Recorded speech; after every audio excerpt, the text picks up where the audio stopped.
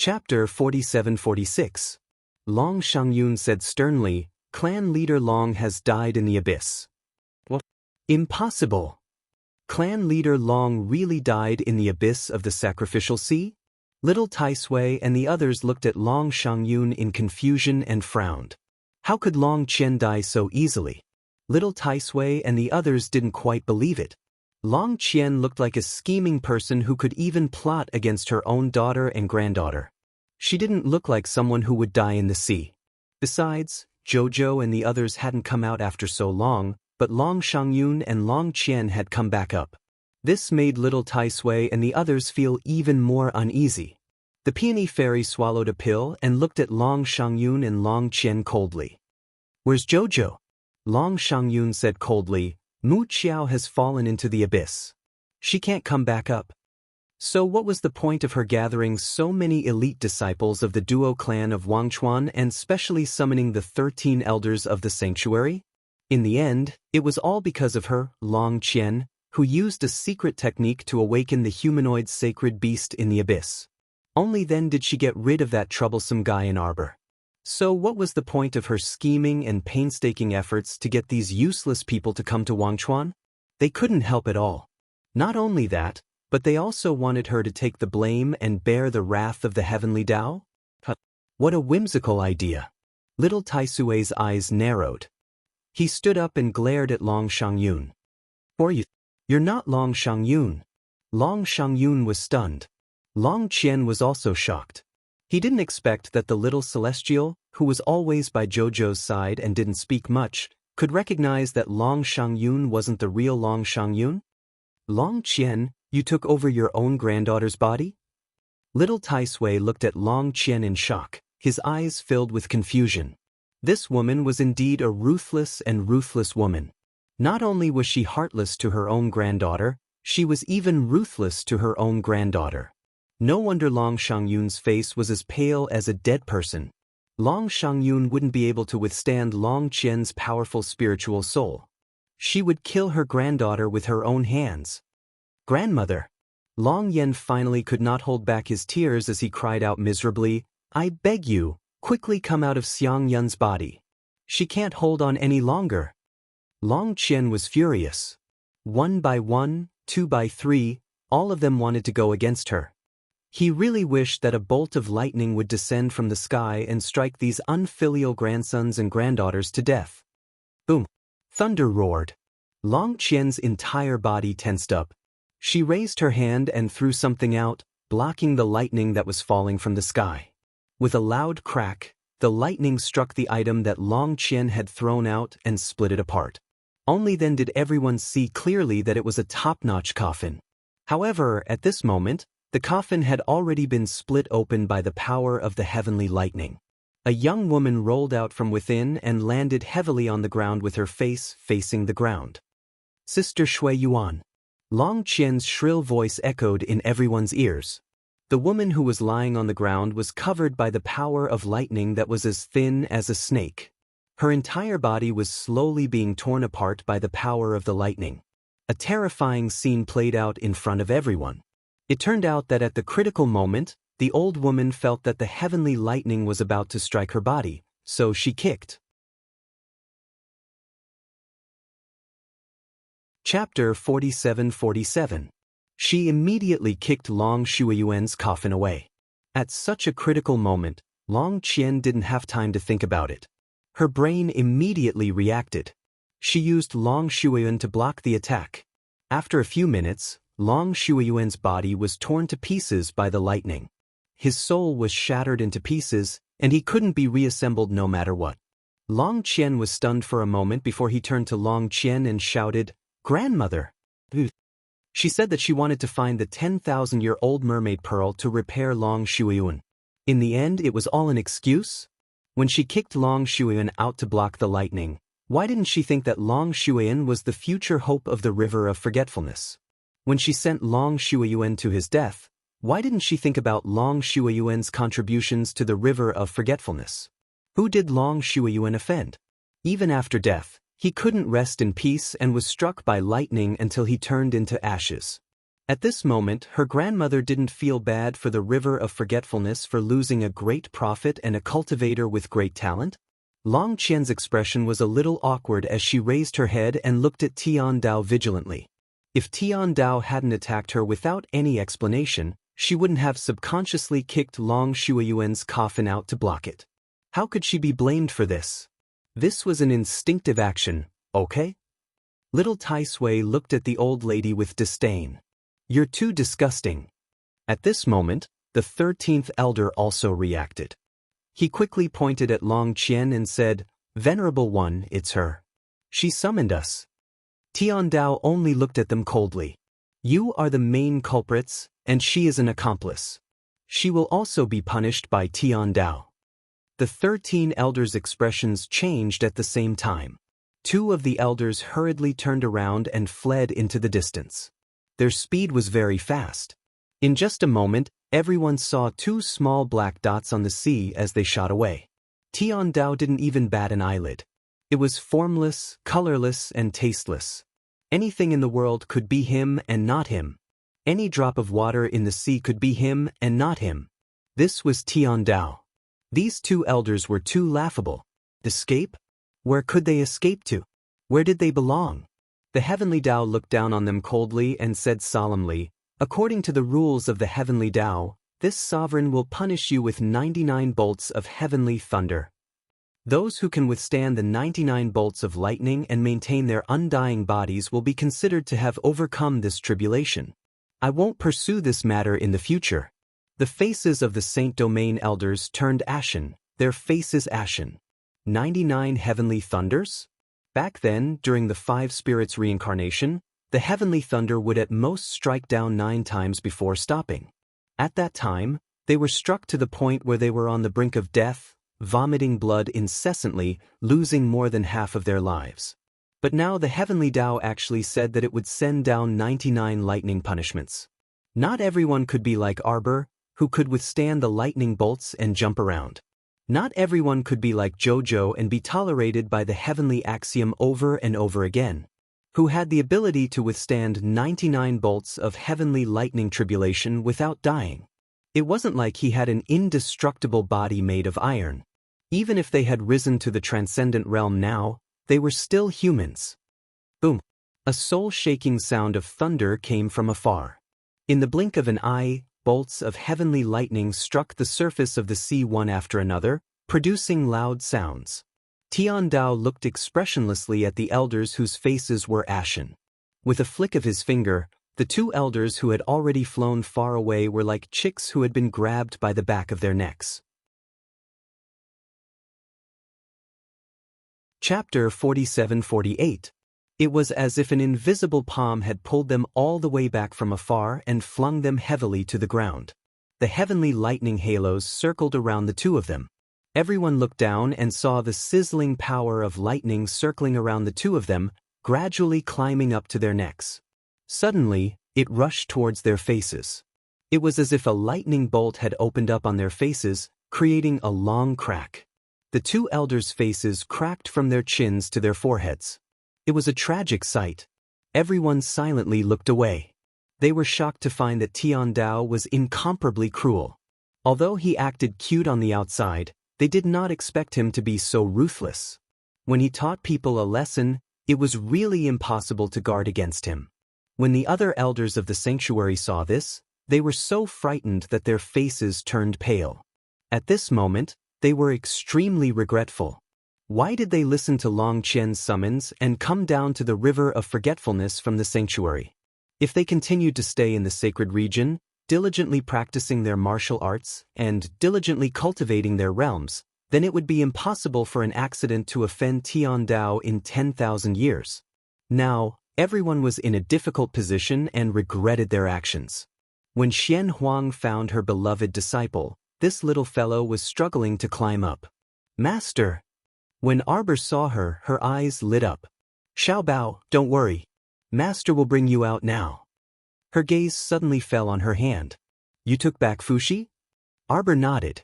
Her body had reached its limit and could not support the power of the Fuxi sword. She had already taken it back. Xiao Bao, your soul, Xiaomu didn't wait for Xian Huang to finish reciting before flying to her side and shaking her arm forcefully. Master, Rotten Peach Blossom has set up a seal barrier below. Can you help me remove it? Xian Huang looked at her little disciple's expression and could not help but feel uneasy. His little disciple's face was as calm as water, but the anxiety in his eyes couldn't lie. She was burning with anxiety. Xian Huang nodded and followed her to the wood spirit seal wall. While unlocking the seal, she consoled her little disciple, Xiaobao, the natural suction force in the abyss under the sea is not something that 1 or 2 people can deal with. You don't have to blame yourself. Arbor nodded and lowered his little head, his eyes fixed on the wood spirit seal that his master had opened. It had been opened. A crack had been created in the seal by his master's sword. From the center of this crack, countless spiderweb-like cracks appeared, shattering the entire seal in a matter of minutes. Such tyrannical power. Arbor took a deep breath and looked down. Even though she had mentally prepared herself, when she looked down and saw a bottomless ice reflected in her eyes, the little stoic's heart still crumbled. Nothing. There was nothing left. The rotten peach blossom and Jojo's lotus were gone. Who knew if they had gone down tens of thousands of meters? In any case, with her eyesight, she couldn't see the end of this ice cave. Little treasure. Xian Huang called out to her worriedly. This fellow's eyes were vigilant, ready to prevent the little fellow from jumping down if she took things too hard. Arbor looked up and forced a smile at Xian Huang. That smile was as ugly as a wooden carving, as if a strange mark had been carved on a wooden face. Xian Huang's heart tightened, and she reflexively grabbed Arbor. Little treasure, don't worry. Wait here. Master will go down and see what's going on.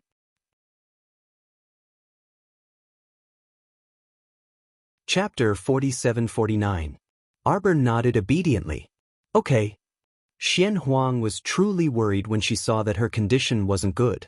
She squeezed her small hand and said, "How about you go to the surface first and wait for Master?" Xian Huang looked at this child's expressionless face and knew that her heart was in turmoil. She absolutely couldn't be as calm and peaceful as she appeared on the surface.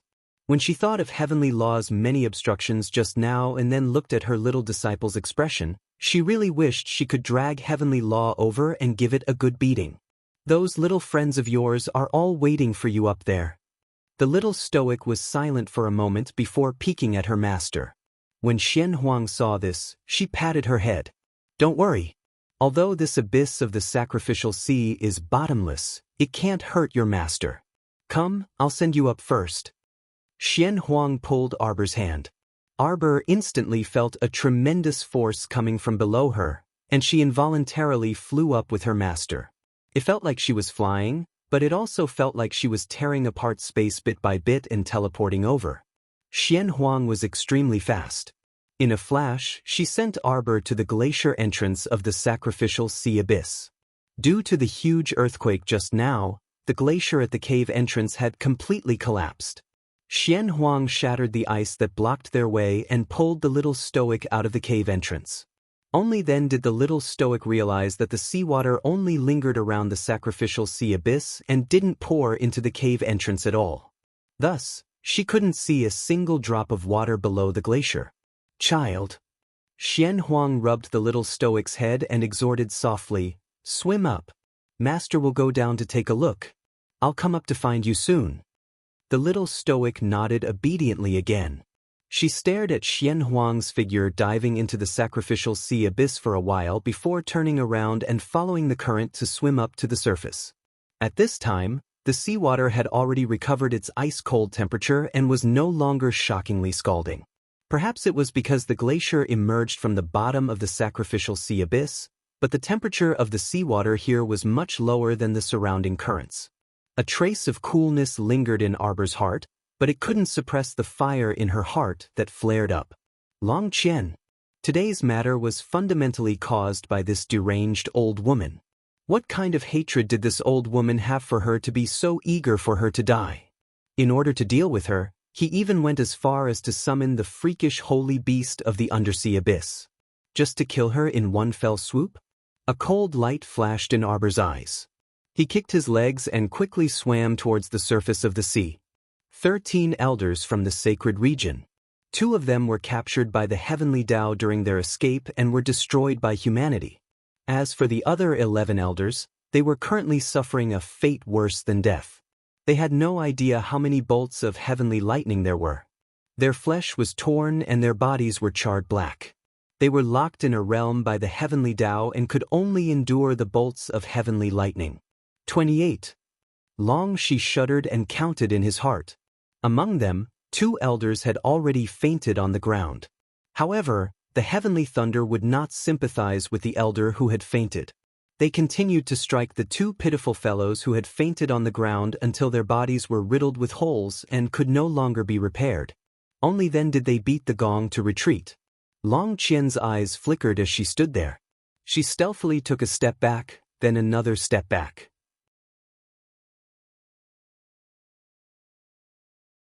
Chapter 4750. If she didn't run now, when would she? Looking at the aggressive manner of the heavenly Tao, could it be that after settling the score with these elders, it would immediately look for him? Long Qian couldn't help but tremble when she saw the miserable state of the 13 elders after being struck by lightning. She could feel that Long Shangyun's body was on the verge of collapsing. It seemed like she had to find a chance to leave this place and find a suitable body before Long Qian turned around and was about to leave, but she met a pair of dark, cold eyes the moment she turned around. Xiao Mu just so happened to emerge from the seawater, and she immediately saw Long Shangyun facing her, her eyes filled with astonishment. This old woman used Long Shangyun's face to make such an expression. It was really disgusting. Get out of her body! Xiao Mu swam a distance in the sea before sensing that her divine conscience had returned by quite a bit. He took out a few attack talismans from his inner world and threw them at Long Shangyun without thinking. Now that he thought about it, there must be something wrong with the abyss of the sacrificial sea. That was why he felt his consciousness tremble when he fell into the bottomless glacier. Arbor took a deep breath and stared coldly at the person in front of him. Long Shangyun's body was Long Qian's soul. This old woman was now staring at Arbor with a twisted expression. It was as if she didn't expect Arbor to be able to climb out of the abyss at the bottom of the sea. This girl was really like a ghost. As Long Qian thought this, her gaze toward Xiao Mu became increasingly bizarre and twisted. How did you get out of there? Long Qian couldn't help but ask. Her voice was so sharp that everyone couldn't help but turn to look at her. Little Tai Sui and the others were originally paying attention to the elders who were suffering from the lightning tribulation. When they heard the conversation between Arbor and Long Qian, they were all delighted. Jojo was out, so they knew that their Jojo would be fine. Now, she only looked a little pale and didn't seem to be injured. Little Tai Sui quickly went to Arbor's side and looked up with a serious face. How are you? Xiao Mu looked down at him and shook her head, indicating that she was fine. Heavenly Tao also caught sight of the little stoic. This fellow looked behind her and didn't see Xian Huang, so his brows couldn't help but crease. He opened his mouth and asked seriously, "Where's Xian Huang? Why didn't she come with you?" Arbor didn't even look at him, as if he couldn't be bothered with him. The heavenly Tao could not help but feel a little stifled. He muttered to himself, "I'm so good to the little girl, but she still doesn't like me. I don't know why." Little Tai Sui, take them to a place a little farther away, Arbor whispered to Little Tai Sui. He raised his hand and pushed Little Tai Sui lightly. Little Tai Sui's heart skipped a beat, and he immediately reacted. He turned his head to look around Arbor and subconsciously asked, "Why aren't your Lotus and Peach Blossom here?" Normally, when Lianhua and Lianhua heard Little Tai Sui call them that, they would have jumped up and chased after him to beat him up. Now that he had been muttering to himself for a long time, other than noticing that the little stoic's expression was becoming more and more unsightly, he didn't see these 2 fellows. They'll be fine. Little Tai Sui immediately realized that he shouldn't have asked and hastily comforted him. Don't worry. I'll go down with Endless Blade later to see what's going on. Chapter 4751.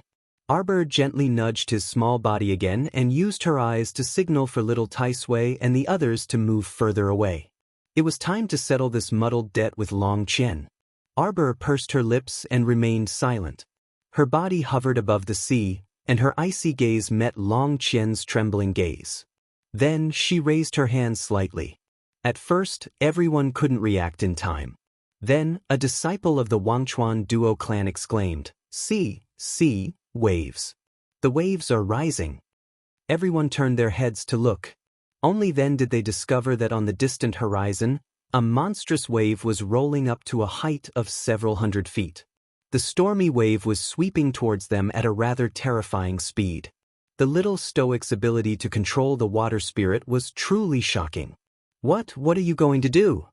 Long Qian's heart trembled, and her pupils violently contracted. So this was Long Chuyun's daughter. Even if they searched the entire Wangchuan, they probably wouldn't be able to control the sea of Wangchuan to this extent. This Long Chuyun's daughter had mastered the power of the water spirit to the point of perfection. It was obvious that she could command the water spirit with a single breath and use it completely. Young Master Ding stood at the back of the crowd. When he saw Arbor's actions, his eyes involuntarily flickered. The little girl was the type to seek revenge for the smallest grievance. Just like back then, when he made her mother faint as a joke and then pretended to be her, it deeply infuriated this little stoic. She stabbed him in the chest like a knife. Now that Long Qian caused Mo Lian and He Shurchen to fall into the bottomless abyss at the same time, it was obvious that the little stoic wouldn't let the main culprit, Long Qian, off. This was truly courting death. Ding Yun nonchalantly curled his lips, and a faint smile flitted through his eyes. "What are you doing?" Long Qian watched as the monstrous wave came closer and closer to them, and a trace of fear involuntarily arose in her heart. This girl couldn't be thinking of summoning the power of the sea to punish the entire Wangchuan, right? Was this possible? Could she fight the entire Wangchuan realm with her strength alone? The head of the Wangchuan duo clan, Duo Chang, was so frightened that his legs turned to jelly, and he nearly fell to the ground. Looking at the huge wave in front of him, Duo Chang had a bad premonition that a disaster was about to befall him.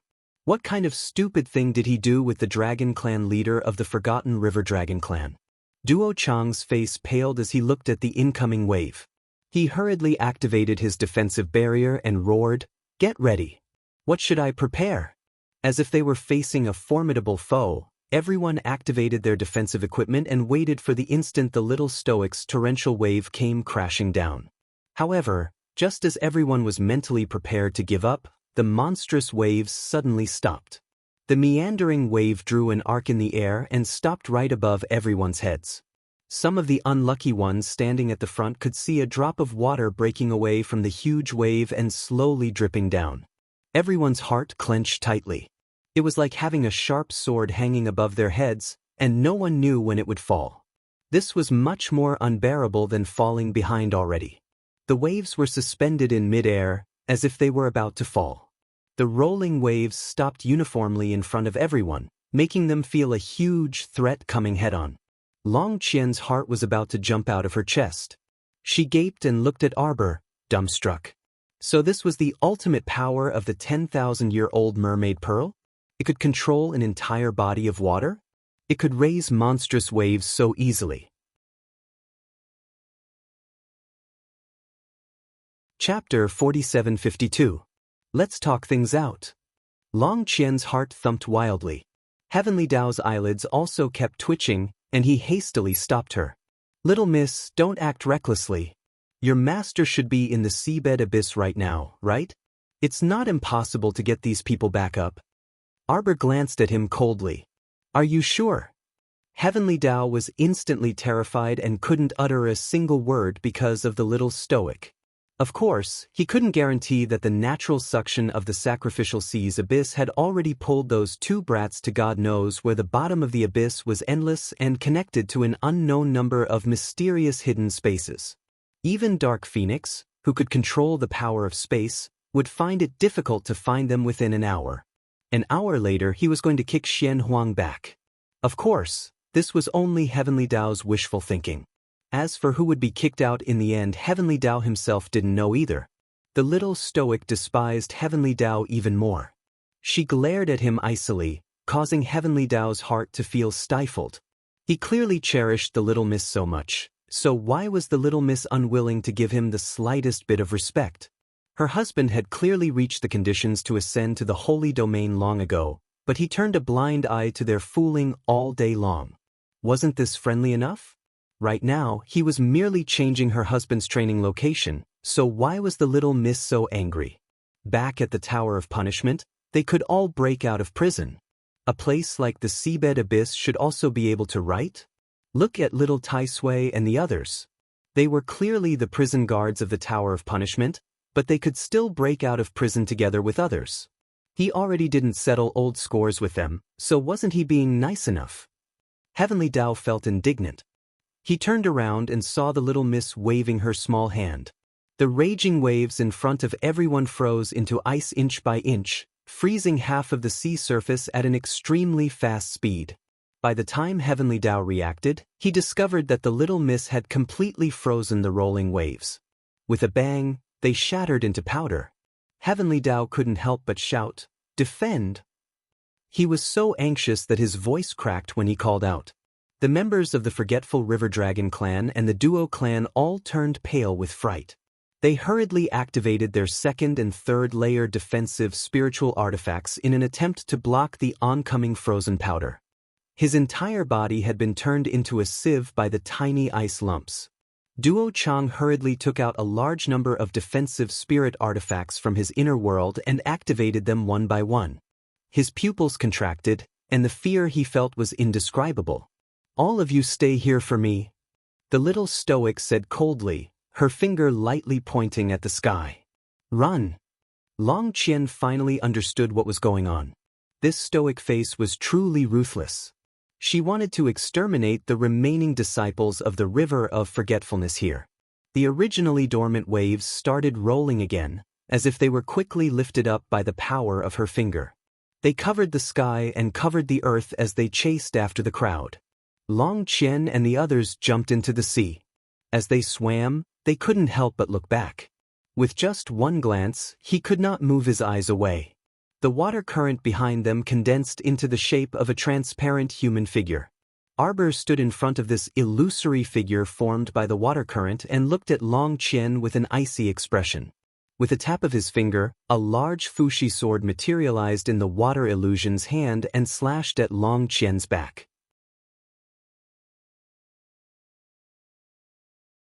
Chapter 4753. What kind of godly skill is this? Everyone was shocked as they stared fearfully at the wave that had taken the shape of a human.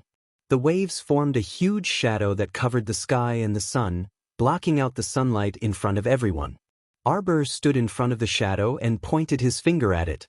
A Fushi sword appeared in the hand of the shadow, and it slashed towards Long Qian's back. Pfft. Long Qian was running for her life, but she couldn't avoid the shadow's attack. She thought that the little girl wouldn't be able to hurt her with her low-level divine realm cultivation. However, she forgot that this was Long Shangyun's body. With Long Shangyun's cultivation, there was no way she could block Arbor's attack. Her body fell forward into the sea. Long Qian spat out a mouthful of blood. Her body was soaked in cold water, and she shivered. Her soul was shaking, and her head was hurting. She couldn't hold it in. When she got out of the water, she spat out another mouthful of blood, and her face changed. Arbor looked at Long Qian, who was struggling in the water, expressionlessly. His eyes were filled with coldness. She and Long Qian were like fire and water. Their hatred was irreconcilable. If Long Qian still had some hope for Arbor in the beginning as they got to know each other better, she no longer had any blood ties with Arbor. Forget about Arbor, just look at how she treated Long Shangyun. She had watched her granddaughter grow up, and she took over Long Shangyun's body just like that. She didn't even care if Long Shangyun's body would break.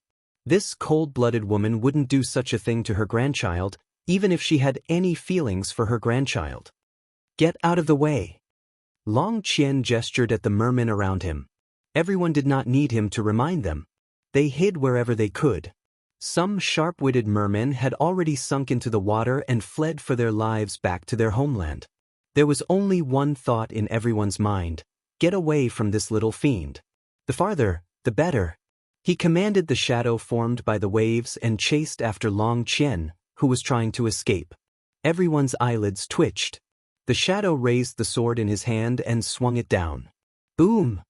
Long Qian's back was hit by a wave, and she fell into the sea again. She didn't pop her head out of the water for a long time. Long Xie opened his mouth wide, unable to make a sound for a long time.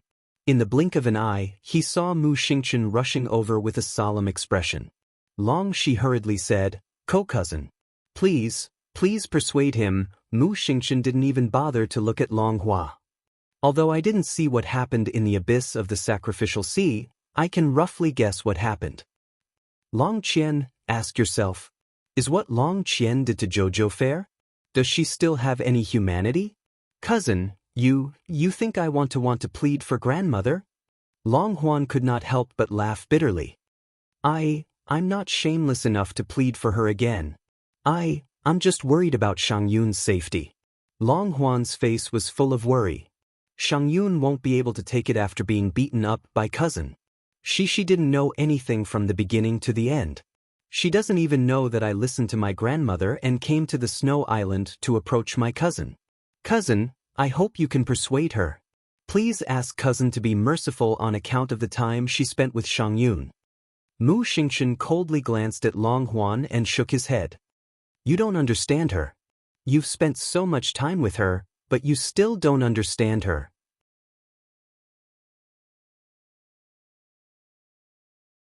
Chapter 4754. It's impossible for Jojo to take out her anger on others and kill the innocent. Mu Xingchen looked at Long Yun indifferently. Her actions won't hurt Long Shang Yun. She probably just wants to drive Long Qian's soul out of Long Shang Yun's body. Is that so? Delight flashed through Long Yun's eyes after his shock. However, Mu Xingchen no longer paid any attention to him. His gaze was fixed on his sister from afar. Sikong Fuling rushed to Mu Xingchen's side and humphed softly. The little stoic is still the same. She gives people the feeling that she's very unreasonable. If you don't know her well, who would know her intentions? Mu Xingchen didn't speak. Sikong Fuling stole a glance at him and muttered, "There's a soft heart under that stoic face. I already knew when we were in the mystic beast forest in the lower star domain." Although Mu Xingchen didn't say anything, a faint smile flashed through his eyes. On the other side, Long Qian's soul couldn't stay in Long Shang Yun's body any longer after being slashed a dozen times by Arbor's figure formed from water. She hastily flew out. When Long Shang Yun's body sank into the sea without her noticing, the wood spirit whip in Arbor's hand flashed and coiled around her body, pulling and flinging her. Long Shang Yun's limp body was sent flying towards Long Huan. Long Yun hastily swam forward and caught his sister that Arbor tossed over. He glanced at Arbor with a complicated expression. Meanwhile, Long Qian's soul wanted to escape the instant it left her body. However, Arbor had already calculated and set up an isolation talisman formation the moment he pulled her soul out of Long Shang Yun's body. No matter how good Long Qian was at escaping, she couldn't escape from her formation for the time being. Long Qian screamed anxiously. Her soul flickered in and out of existence in midair as if it would disappear completely in the next second. Heavenly Dao suddenly said, "This person acted recklessly and used her clan's secret technique to secretly summon a holy region elder. This noble one must punish her." Arbor coldly rejected him. "You're no longer needed here." Heavenly Dao. It felt like the little stoic was extremely disdainful of him. When it was time for you to go on stage, you dilly-dallied and didn't go on stage. When it's not your time to speak, you're randomly interrupting. The little stoic coolly swept a glance at Heavenly Law. She pointed with a finger, and that gigantic wave silhouette in midair abruptly descended. The illusory Fushi sword in his hand revealed a shapeless pressure that came from the ancient times, and it instantly shocked everyone present to the point they went perfectly silent. When Xian Huang jumped out of the abyss, her heart couldn't help but skip a beat. Looking at the little fellow's pale face and fluctuating spirit, he was secretly using the power of the Fushi greatsword again. Why was this child so worrisome? She couldn't stop worrying if she didn't take a look at him. By the time Dark Phoenix flew over, the sword under the little stoic's command had already heavily chopped down. The seawater immediately split open from the middle, as if it had been split into a cross-section. Between the two sections, The seawater gushed out like two waterfalls in the direction of the underwater abyss. Heavenly Tao wailed as he rushed forward, shouting, "Little stoic, you can't destroy things like this." Fuck, how could she take out a sage weapon and randomly chop it, splitting mountains and splitting seas, cutting a large fissure in the Sea of Forgetfulness? From the looks of it, he didn't know if he could patch up this large fissure even if he replenished it for 3 years. Ha-whoa. The little stoic was too deceitful.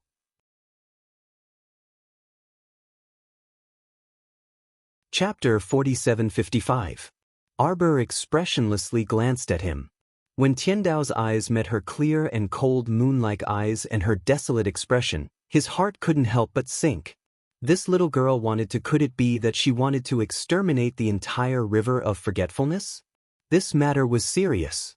Tiandao was as anxious as an ant on a hot pan. He looked up and saw Xian Huang's head popping up.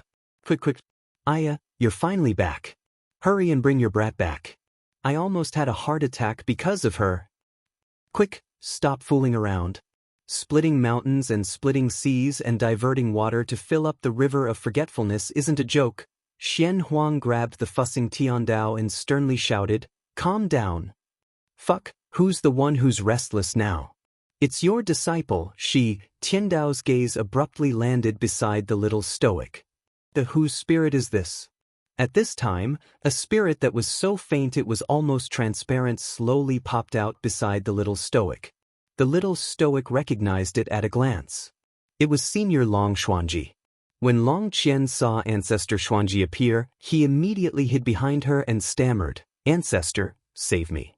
However, Senior Xuanji didn't even look at Long Qian.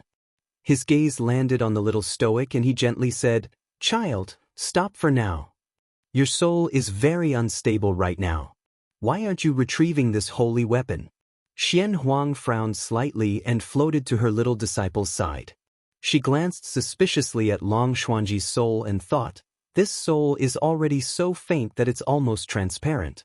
It should only be a small wisp of soul and will disperse after 15 minutes at most." The little stoic was a person who clearly distinguished gratitude and grudges. The one who had a grudge against her was Long Qian, while Long Xuanji had always treated her with kindness. This ancestor of the Xuanji family had played an indelible role in pushing her forward on the path of her growth. She couldn't act like she was indifferent to others. Hence, she put away the Fuxi sword. However, the huge projection that was formed from the ocean currents was still in midair. It was just that it was frozen and motionless at this time, and not a single drop of water fell. The little stoic bowed respectfully to Long Xuanji and said to herself, "Senior, out of the 103 first-generation disciples of the Xuanji school, we've already found more than 80 people."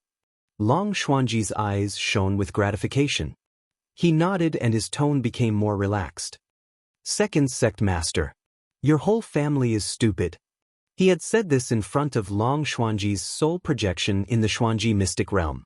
Now that Long Xuanji had said this in front of his half-conscious soul, Senior Xuanji looked a little confused. "Previously, in Senior Tianjizi's secret realm, I helped you teach Senior Tianjizi's disciple, Senior Tiantuzi, a lesson."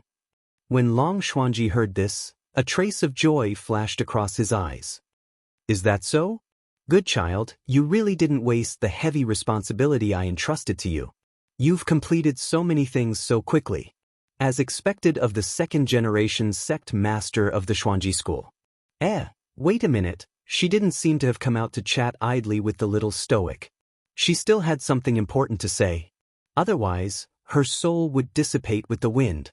Strange, why was he inexplicably led astray by the little girl's words? Long Xuanji hastily organized his thoughts and said bluntly, "Second sect master, please spare the merfolk in the land of forgetfulness. These disappointing things can't be helped by rotten mud, but they're still my clansmen after all."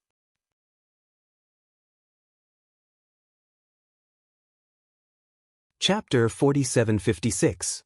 Long Xuanji's words caused Long Qian's face to turn green and white. She opened her mouth to refute, but she saw Long Xuanji turn around and slap her. Slap. Long Qianmu was dumbfounded. She didn't expect that as a divine soul, she could feel a burning pain from her soul after being slapped by another soul. Long Qian, do you know your crime? Ancestor Xuanji chided her with a dark expression. The moment Ancestor Xuanji appeared, Long Huan and the Merman Juniors had already curled up their bodies and lowered their bodies to pay their respects in the sea. What crime have I committed? Long Qian shouted in dissatisfaction. Ancestor Long Xuanji had humiliated her, the leader of the dragon clan, just for a junior. How could she face the rest of the clan in the future? You are selfish. For your own selfish desires, you implicated the entire river of forgetfulness and the innocent mermaids. Long Qian was enraged. I didn't. You did. Long Xuanji interrupted her and said coldly, the 10,000-year-old mermaid pearl was left behind by our ancestors. It is indeed the most precious treasure of our mermaids. However, it was said when we left it behind. Only those who are capable will get it. Did you remember what I said? Did you take it to heart? Long Xuanji questioned sternly. Long Chuyun is your daughter. She is a very outstanding child. The 10,000-year-old mermaid pearl chose her. This is her fortune and her misfortune. Her misfortune is that she has such a self-righteous mother like you. Why did you insist that she contribute the 10,000-year-old mermaid pearl to the clan? Was it really just to follow your instructions and place the mermaid pearl in the clan so that the juniors could be baptized by the mermaid pearl at any time? You clearly know that for those children who are not talented, it is useless no matter how much you baptize them. The 10,000-year-old mermaid pearl will only have a negligible effect on them. This mermaid pearl will only have the greatest effect in the hands of the most talented person. Long Chuyun did not bury this 10,000-year-old mermaid pearl. She gave it to the most talented child in our clan, the second-generation sect master of the Xuanji sect. This matter should have ended here. It's because of your own selfish desires that you've caused such a huge disaster, bringing disaster to the entire river of forgetfulness. Every word that Long Xuanji said was like a gem. With every word that he said, Long Qian's face turned even paler. In the end, Long Qian could only open and close her mouth. She couldn't make a single sound. Long Xuanji shook his head. I know that you want to lead the entire river of forgetfulness back to its former glory. But in everything, one must act according to one's capabilities. Everything in the world must follow the will of the heavens. You also know that the descendants of the Forgotten River Dragon clan are not as talented as before. Is it really because the 10,000-year mermaid pearl is not in the clan? It's because you're rotten, you're useless. Although I hate your cowardice and stupidity, I have no choice but to stand up and beg for mercy in front of this little girl. Long Qian, you've been blinded by greed and selfishness. Because of some trivial matters, you secretly summoned the 13 ascended elders of the clan and caused them to lose their lives in the river of forgetfulness. I represent the ancestors of the dragon clan to take your life. Do you have any questions? At this moment, a short blade flew towards Long Qian. Senior Xuanji moved his finger, and the short blade pierced through Long Qian's soul. Chapter 4757. Even though Long Qian reacted quickly and wanted to avoid it, there was nothing she could do. After being targeted by Long Xuanji's powerful spiritual soul, Long Qian had nowhere to run. She could only watch as the dagger pierced through her spiritual body. That bone-chilling cold caused her to feel a trace of panic for no reason. No, it was impossible. She couldn't have disappeared in the Wangchuan realm. She was Long Qian, the future and hope of the Wangchuan Dragon Clan. She was the Dragon Clan leader who could lead the Wangchuan Dragon Clan back to its peak. Long Qian was in a daze as she lowered her head mechanically. She couldn't hide the shock in her eyes as she watched herself shatter into pieces and disappear with the wind. She couldn't accept it. In the end, Long Xuanji only glanced at Long Qian indifferently, taking in the unwillingness in her eyes. Then he shook his head and couldn't help but sigh. He didn't expect the Wangchuan Dragon Clan to have a clan leader who was so determined to return to its peak. But was that possible? With the passage of time, there were many changes from generation to generation. It had been 300 to 400 years since the Wangchuan Dragon Clan reached its peak. No clan could boast that they would be able to prosper forever. Even the prosperous divine continent, underworld continent, and Song continent could guarantee that their descendants would be able to prosper and last forever. It couldn't be. Everything could only follow the laws of heaven and follow the development of history. That was all. Long Xuanji couldn't help but shake his head. He took one last look at Long Qian's soul fragment before it disappeared into the sea. From today onwards, the remaining members of the Wangchuan Dragon clan will be exiled to the Wangchuan Cold Valley. Ancestor Long Xuanji's cold words caused everyone to be slightly stunned. Long Huan. When Ancestor Xuanji said Long Huan's name coldly, the latter's body trembled. He quickly swam out from the group of mermaids and bowed. Junior Long Huan greets Ancestor Xuanji. Ancestor Xuanji nodded calmly. Your grandmother's mistake almost destroyed the entire Wangchuan Dragon clan. Now that I have punished her, do you have any complaints? Long Huan shook his head blankly. Young Master Ding, who was standing not far away, watched all of this with cold eyes. When he saw Long Huan's reaction, a trace of interest flashed across his eyes. Who would have thought that this young Master Long would have such a day? Looking at his silly appearance, he was probably struck dumb by the series of blows he had received. His sister was possessed by her selfish grandmother. His grandmother had been killed by his ancestors. All the clansmen had to move to a barren land like the Cold Valley of Forgetfulness, and they would have to endure the torment of starvation and poverty all year round. The clansmen of the Dragon Clan of Forgetfulness were barely able to keep their lives. But what future did they have? What a huge joke. Young Master Ding's eyes flickered.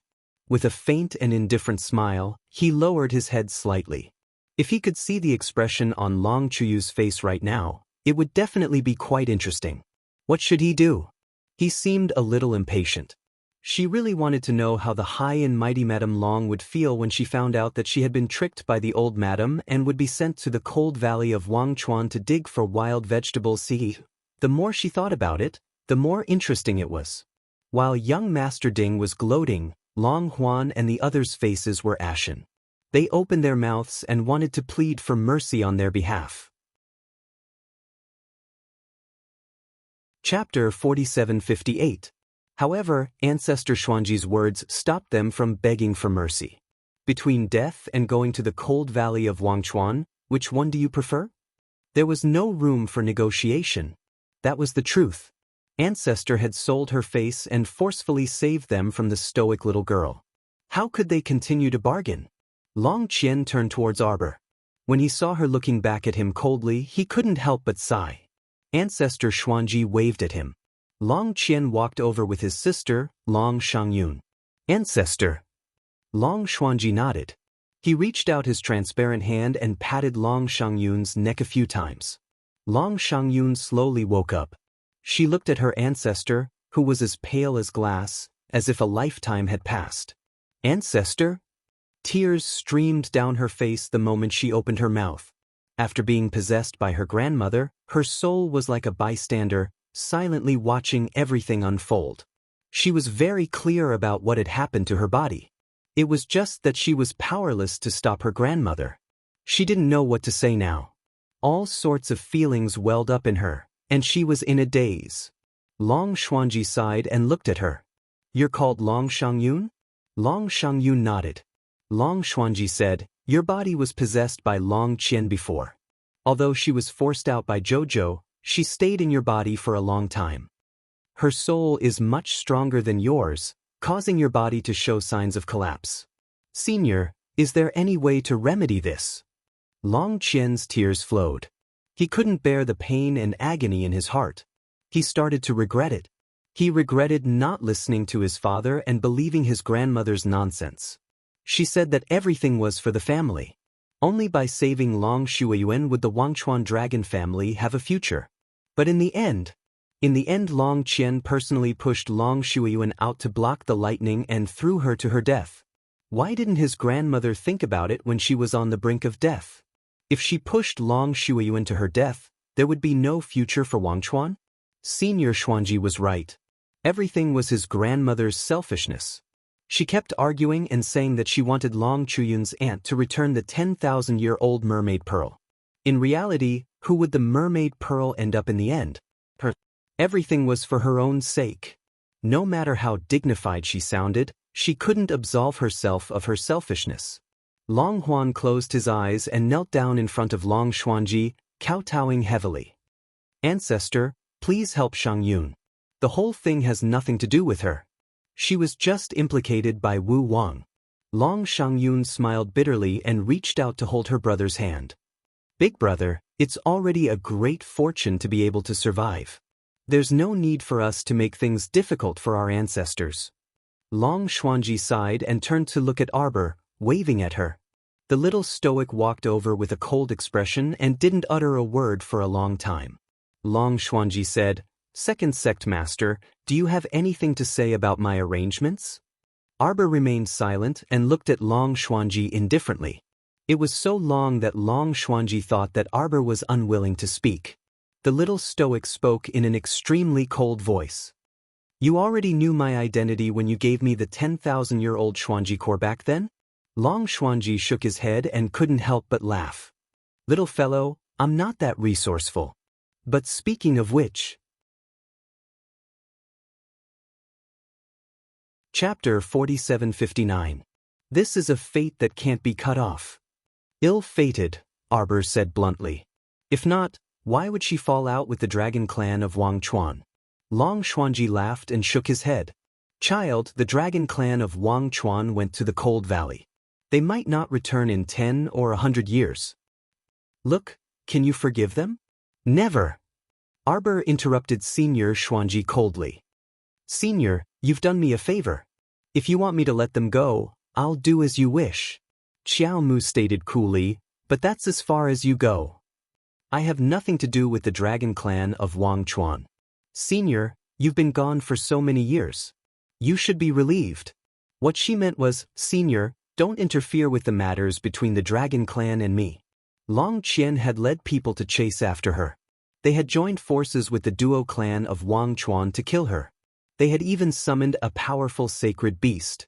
They had failed to harm her, but they had caused Mo Lien and the venerable Peach Blossom Immortal to be in danger. How could she forgive them? That was strange. Now, it was only because Long Qian and the 13 elders of the Holy Region had been killed.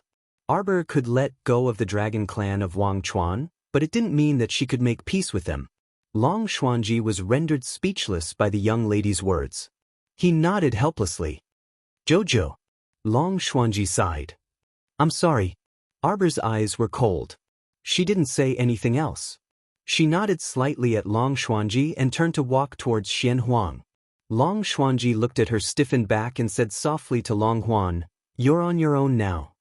His silhouette slowly lost its brilliance and disappeared like the wind and clouds. Ancestor! Ancestor! Long Huan and the others called out. They watched as Long Xuanji's figure faded until there was nothing left. Arbor, whose back was facing Long Xuanji, clenched her fists tightly. She didn't turn around. Her ill-fated relationship with the Dragon Clan of Forgetfulness had been completely resolved the moment she turned around.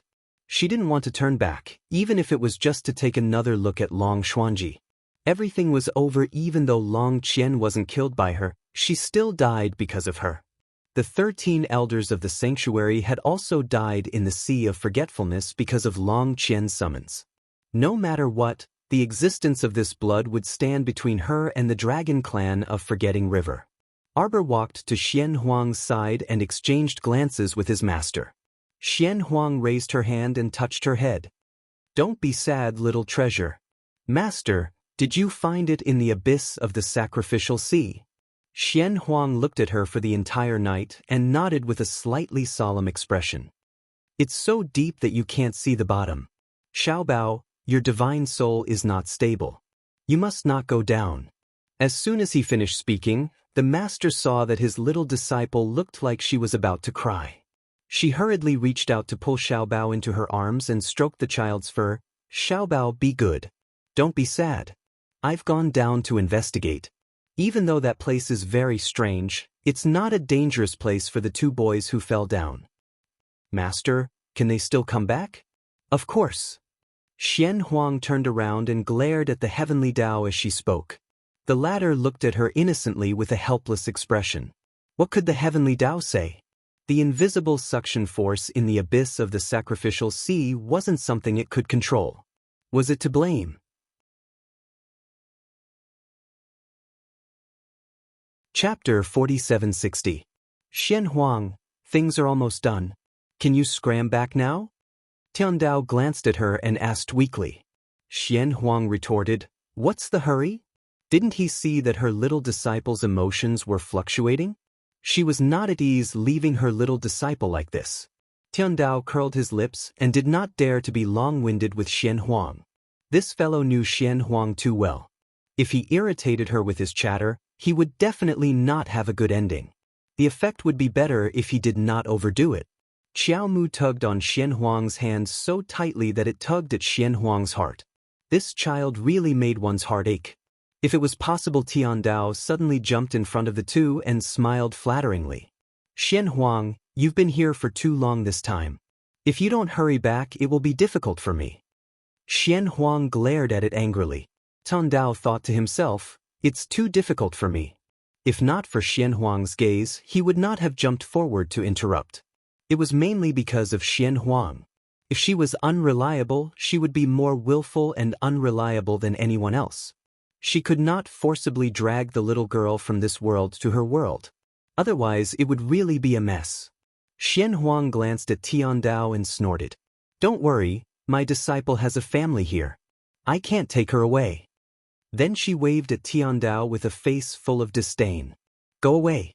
I want to say a few words to my disciple. Tiandao curled his lips and quietly slipped to the side with a faint sadness of being disdained. A pair of small black eyes could not help but roll around. Xian Huang ignored the old fellow and pulled her disciple to the side. She whispered, Little treasure, you've used the Fushi sword twice in a row. Your soul has been greatly damaged. You have to be obedient for a while. Don't use your divine sense too much. Can you listen to Master? Arbor nodded obediently, indicating that she had listened to her master's words. Xian Huang glanced at the soul-calming frost jade hanging around her neck. She reached into her bosom and took out a gourd-shaped medicine bottle and handed it to her little disciple. Child, here is a soul-subduing pill. Take one a day for a month. It will help you repair your soul. Xiao Mu nodded her small head. Master, are you leaving? Xian Huang was stunned for a moment before she nodded. She raised her hand and patted the little fellow's head. You must be well. Promise me that you will protect yourself well. Heavenly Tao had been secretly observing them for a while. At this moment, he hurriedly jumped up and smiled obsequiously. Dark Phoenix, do you want me to send you on your way? Get lost, can't I walk on my own? After Xian Huang finished speaking, she turned around and made a gesture to her little disciple. Then she tore open the space in front of her and disappeared instantly. Heavenly Tao pursed his lips and mumbled to himself. He then hurriedly looked at the little girl with a grin. That stoic face. The little stoic ignored him and turned to say to little Taisui and the others, I'm going to stay here for a while. Waiting for her lotus, waiting for rotten peach blossoms. Until they came back. Although little Taisui did not know what was going on, he still nodded. Arbor called out to Mu Xingchen and put them all into the star domain. She turned around and was about to leave when she suddenly heard Long Shangyun say, Cousin. Arbor originally wanted to leave without looking back, but she heard Long Shangyun say urgently, You can make a trip to the Pool Lotus Sacred Realm.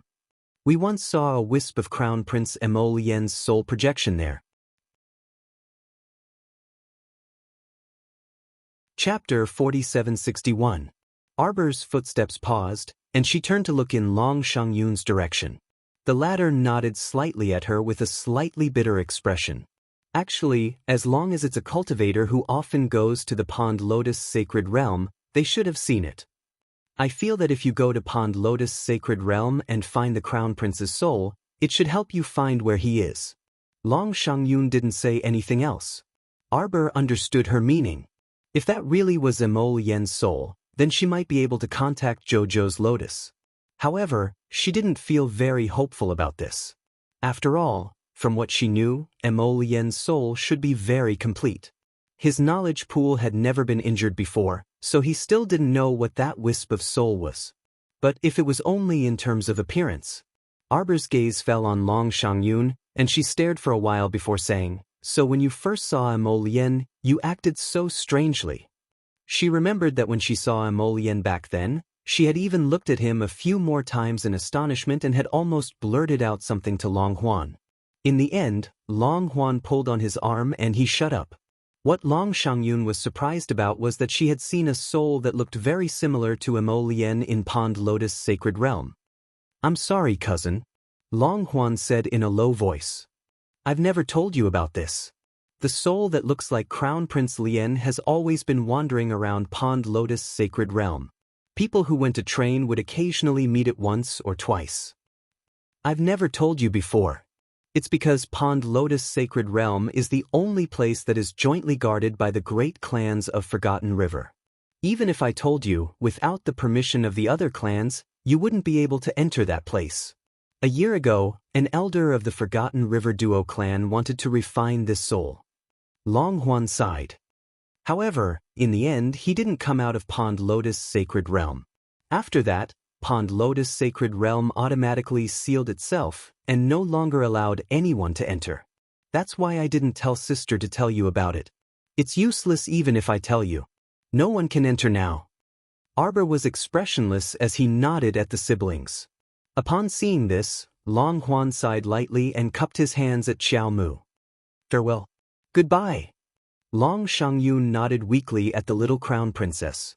She seemed to be in a very bad mental state, and her face was exceptionally pale.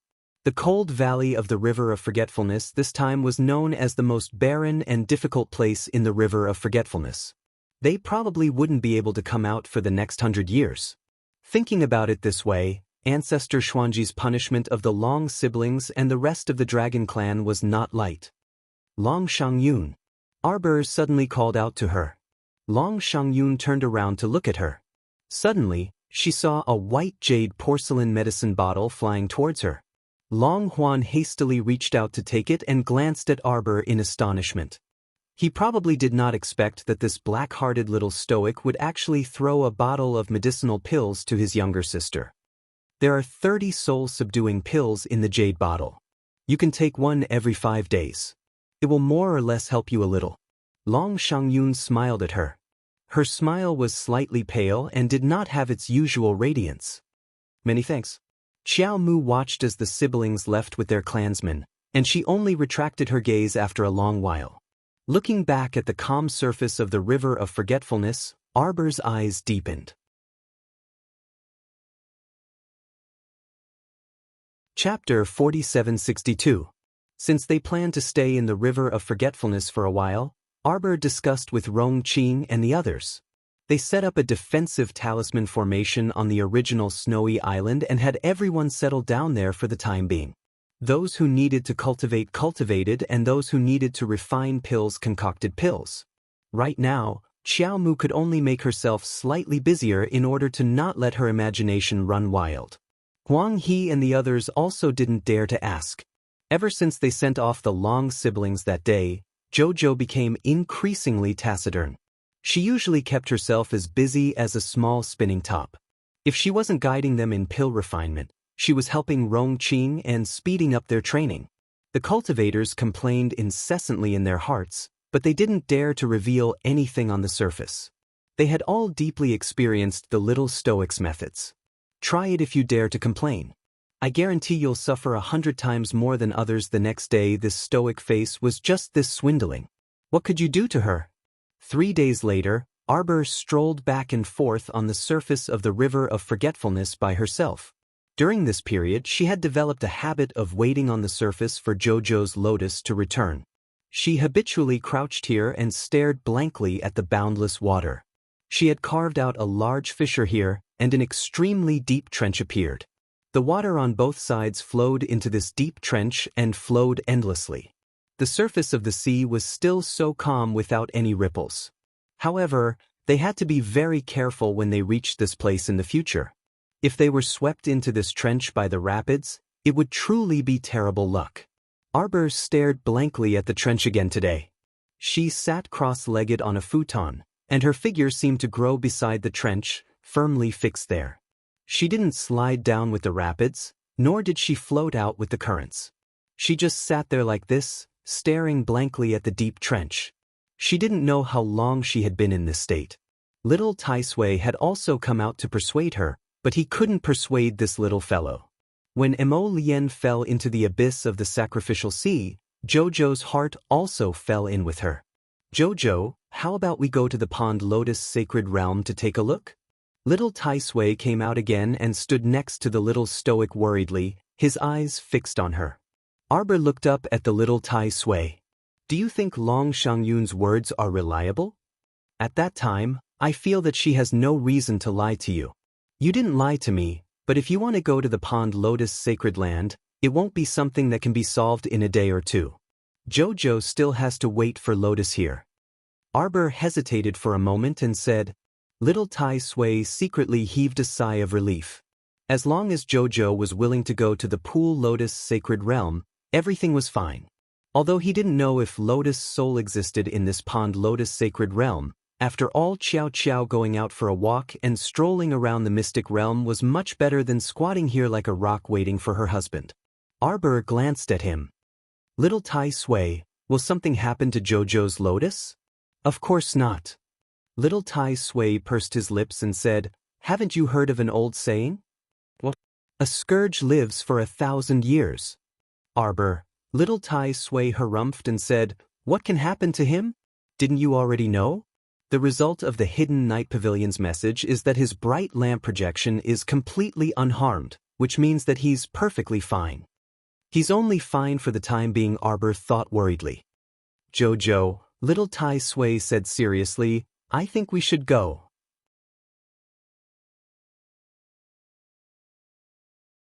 Chapter 4763. If we don't go to the Pond Lotus Sacred Realm to take a look, how will we know whether that soul belongs to Lotus or not? If we really miss Lotus's soul, then won't we regret it immensely in the future? Arbor thought so as well, so she nodded at Little Tai Sui. Then how about you bring some people to look for it? Little Tai Sui's face was taut as he shook his head and said, That won't do. You need to personally make a trip there. After all, who knows if that guy's soul will be so perverted that he won't even recognize his own family. Arbor, if it really is his soul, even if it's just a trace of his soul brand, he definitely won't attack you. If he attacks you, then it means it's not him. It won't be too late for us to destroy him then. Arbor blinked, feeling that Little Tai Sui's words actually made some sense. However, she still couldn't resist asking, Why do we have to destroy him if it's not Lotus's soul? Little Tai Sui humphed. Don't you feel uncomfortable looking at him? Why does he look like Mo Lien and not him? Arbor was actually a bit speechless. Just how much did Little Tai Sui care about Jojo's Lotus? He couldn't even look like Lotus, all right. Little Tai Sui moved his small arms and legs and bounced in front of her. Go make preparations. We'll set off immediately later, okay? Right now, he had to persuade the little stoic first. He couldn't let her stay in this place and be a lookout for her husband. Arbor glanced down at Little Tai Sui and suddenly reached out to pinch his small face. Tai Sui, thank you. She knew this guy just wanted to persuade her to leave this place and go somewhere else to relax. She also knew that her little companions in the star domain were all very worried about her. I've made you guys worry. Little Tai Sui humphed and hastily swatted away her paw with his small hand. He grumbled, impudent, always wanting to get physical with this old man. Arbor couldn't help but laugh and tugged at his long hair. Why are you acting so old when you're still a child? His mood inexplicably improved somewhat. Thinking about it, the little Tai Sui was right. Since the news from the Hidden Night Pavilion said that Jojo's Lotus soul was fine, then it should be fine. Taking 10,000 steps back, Mo Lien and He-Chin were together, so at least they had a companion. If they encountered any problems, they would probably be able to discuss it. Although the little guy kept comforting himself, there was still a lingering shadow in his heart. She thought of that matured berserk sacred beast. That was really an unstable factor. Little Tai Sui snuck a glance at him, pursed its lips, and said with a solemn expression, All right, don't think too much about it. Anyway, we'll cross that bridge when we come to it. His voice paused, and his expression abruptly changed. This time, he couldn't care less about pretending to be an elder lecturing her with sincere and heartfelt words. He hastily grabbed Xiao Mu's fair wrist and ordered sternly, "Quickly return to the star." Before he could finish saying the word domain, the river of forgetfulness shook violently. Arbor suddenly felt her body sink, and she reflexively reached out to grab the little Taisue's lapel. However, he only managed to grab the boy's green and white belt, which was embroidered with emerald green bamboo, before he was sent flying by a huge shock wave uncontrollably. Arbor didn't even have time to open her star domain before she fainted. On the calm surface of the river of forgetfulness, a series of explosions could be heard. The entire sea was filled with thunderous sounds. At this time, the river of forgetfulness was being bombarded by divine stone cannons. Chapter 4764. An hour ago, when Madame Long received the news that her son and daughter had moved to the cold valley of forgetfulness, she almost collapsed. Why do we have to go to the cold valley of forgetfulness? This is an order from our ancestor. Long Chuyu's expression was also very bad. He had already received news that Long Huan did not listen to him and become friends with Jojo. Instead, he followed his grandmother and did a series of foolish things. Ancestor Xuanji has already passed away for so many years. Why does she still want to interfere with the clan's matters? What Madame Long wanted to say was, what right does Ancestor Xuanji have to send the entire Wanchuan Dragon clan to the cold valley of forgetfulness? Because this is an order from our ancestor. Long Chuyu coughed heavily and stared at her sternly. Everyone has to accept it. Madame Long's eyes were red and her voice was extremely mournful.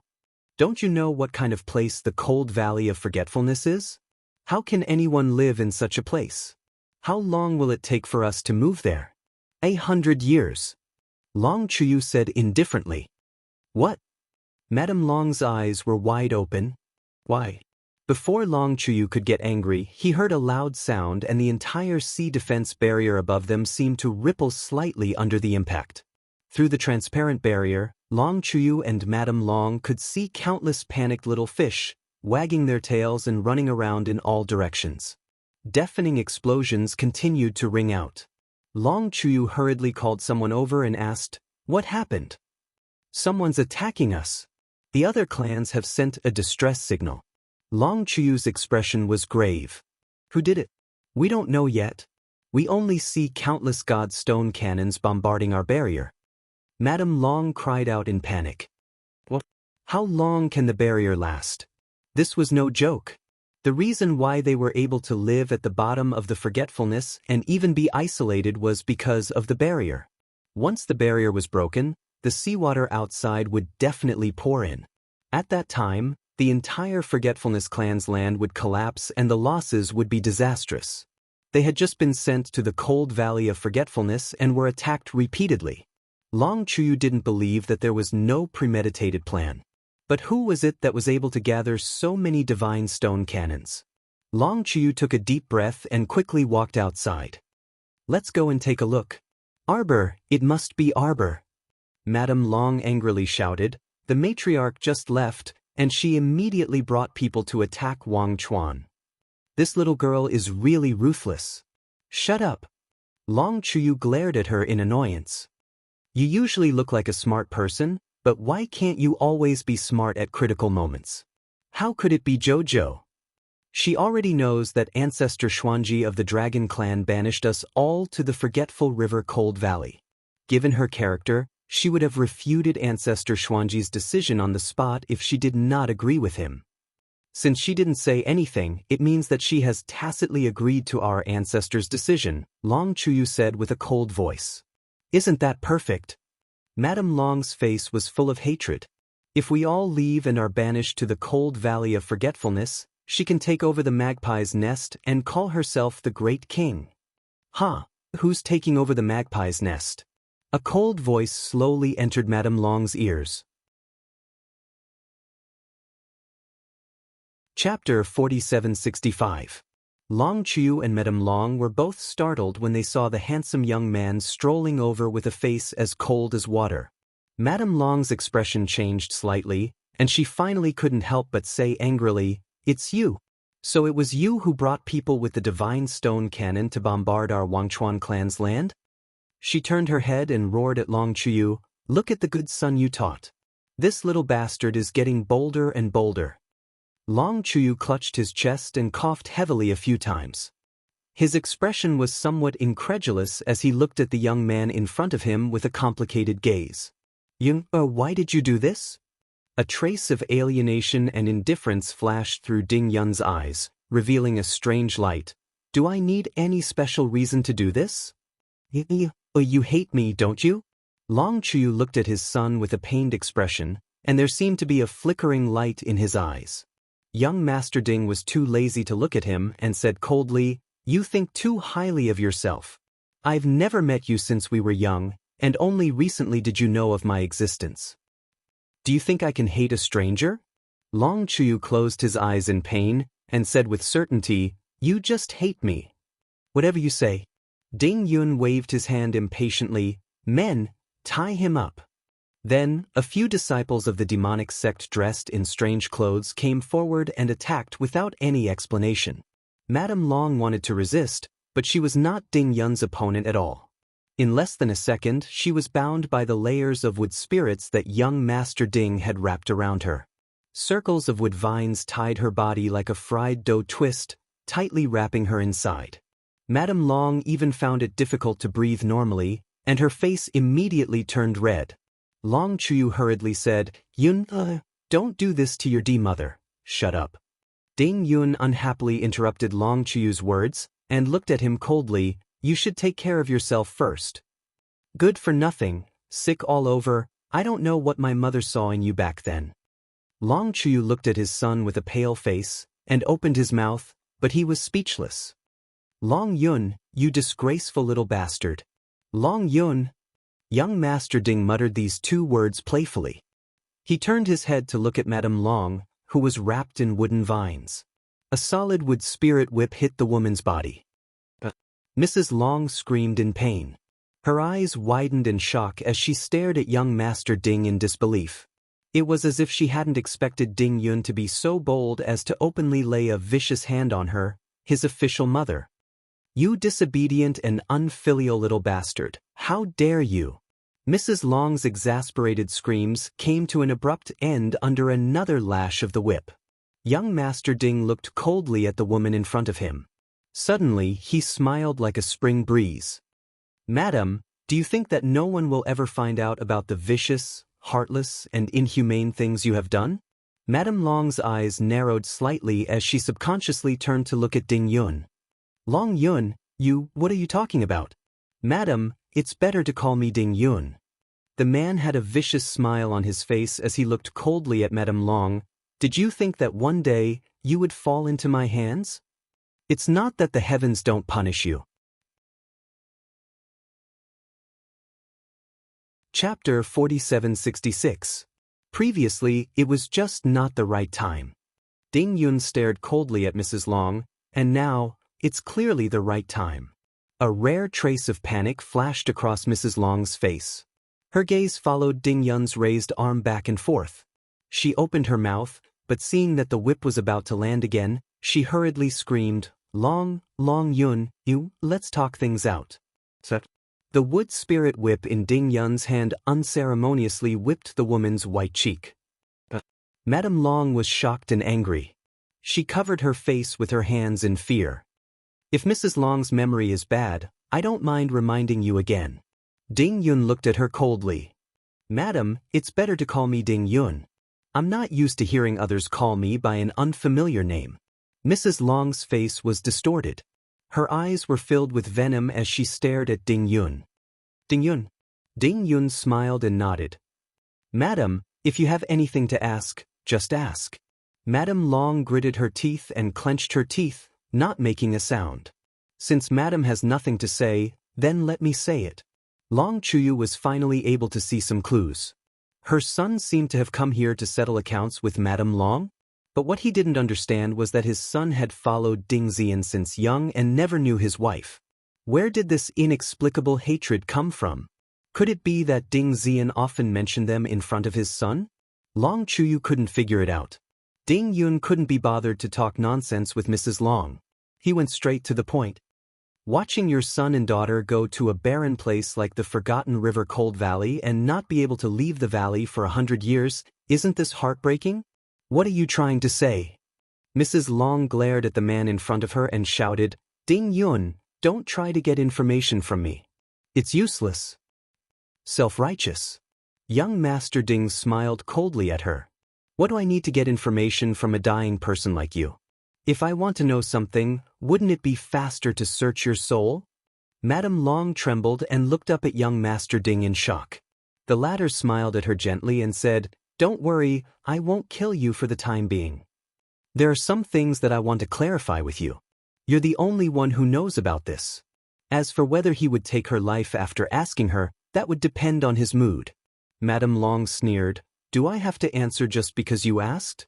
As soon as she finished speaking, she felt a hand with fingers as hard as steel tightly gripping her throat.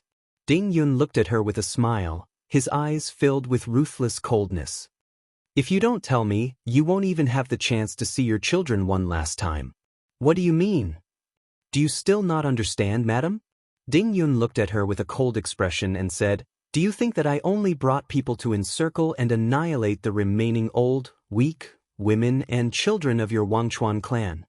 Long Chuyu's eyes narrowed as he suddenly shouted angrily, Yun, you even sent people to deal with Ji and Shang Yun? Father is still the smart one. Ding Yun smiled and nodded. You understood immediately. You. Madame Long sucked in a breath of cold air and screamed with great difficulty, You demon, you Chapter 4767. Her throat tightened, causing her to be unable to spit out a single word. Ding Yun coldly looked at the woman in front of him and sneered, Before saying that I'm cruel, Madame Long, shouldn't you properly reflect on yourself? You know best what you've done in the past. Yun. At the side, Long Chuyu was weeping with tears and snot. Yun, your younger brother and sister are innocent. Innocent? Who isn't innocent? If I'm not innocent, then isn't my mother innocent? Ding Yun suddenly turned his head and roared at Long Chuyu with a cold expression. If you weren't too timing, would you have caused my mother's tragedy? If it wasn't for you, would my mother have been so crazy as to kill my foster father back then? And even made me duel with my brother? Ding Yun heavily kicked Madame Long in front of him, his hand fiercely clutching her neck. If you think that Long Huan and Long Shangyun are innocent, then what about me? Am I not innocent? Who did I offend? I was locked in a small dark room by my own mother, had to duel with my own brother, and even killed him with my own hands? Long Chuyu looked at his son in shock, his face filled with disbelief. You said what did you say? At this moment, Ding Yun had already sunk into a huge sorrow.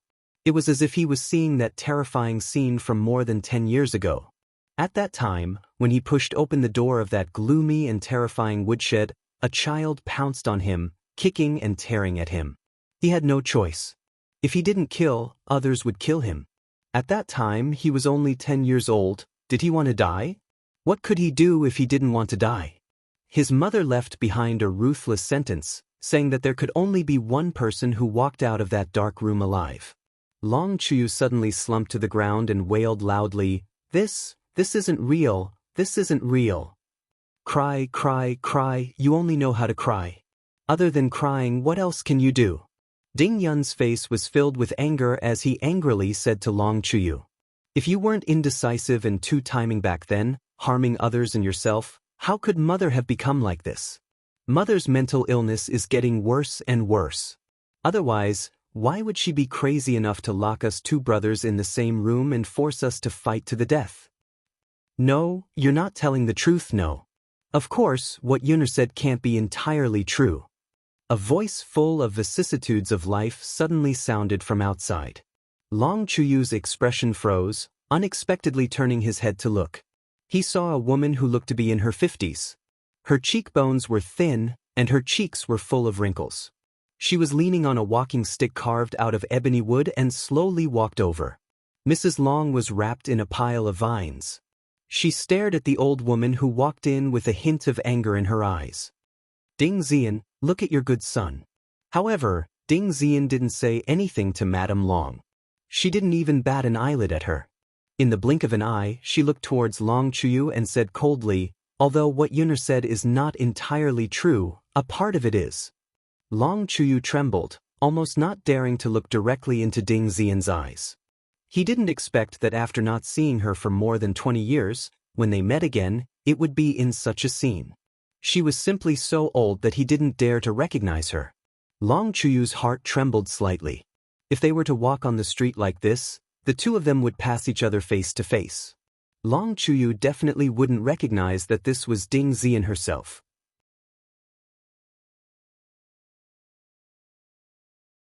Chapter 4768. She had changed too much. Could a person change so much in 20 years? Long Chuyu's heart was filled with emotions as he sat on the ground in a daze, looking up at that woman. Back in the day, she was also a beautiful young lady, as beautiful as a flower. How could she have changed so much? Yun. Ding Xian looked at Ding Yun and said indifferently, "Even now, you still suspect that the first person mother let you kill when you were 10 years old was your twin brother?" Ding Yun looked at his mother with a complicated gaze, unable to speak for a long time. Ding Xian said, "I was indeed pregnant with twins at that time. However, your younger brother died when he was born. The one you killed when you were 10 years old was actually just a shadow guard." Ding Yun was stunned, but he still looked at Ding Xian in disbelief. Ding Xian continued, "Do you still remember that child's appearance? He didn't look like you at all, did he? No matter how ruthless mother is, it's impossible for me to let you kill your own brother." "Then what about foster father? Why do you believe those specious rumors?" Ding Xian said coldly, "Your foster father was indeed killed by me, but at that time he was plotting to seize our Beijing manor. How could I let him succeed? The marriage alliance between Carefree Valley and Beijing Manor, your foster father was eyeing Beijing Manor's sphere of influence. How sincere do you think he was to you? He just gave you some small favors." Ding Xian looked at her son indifferently. "Don't be confused by a little bit of so-called warmth. Yes, back then he accompanied you to practice martial arts, and you had a deep relationship with him. But so what?" Ding Xian's voice was very cold. "He just valued your identity. Mother, is what you said today true? When has mother ever lied to you?" Ding Xian looked at Ding Yun, then shook her head and turned to Long Chuyu. She finally looked him in the eye. Their gazes met, and for a moment, all sorts of feelings welled up in their hearts. 50520. She had changed too much. Could a person change so much in 20 years? Long Chuyu's heart was filled with emotions as he sat on the ground in a daze, looking up at that woman. Back in the day, she was also a beautiful young lady, as beautiful as a flower. How could there be such a huge change? "You." Ding Xian looked at Ding Yun and said indifferently, "Even now, you still suspect that the first person mother let you kill when you were 10 years old was your twin brother?"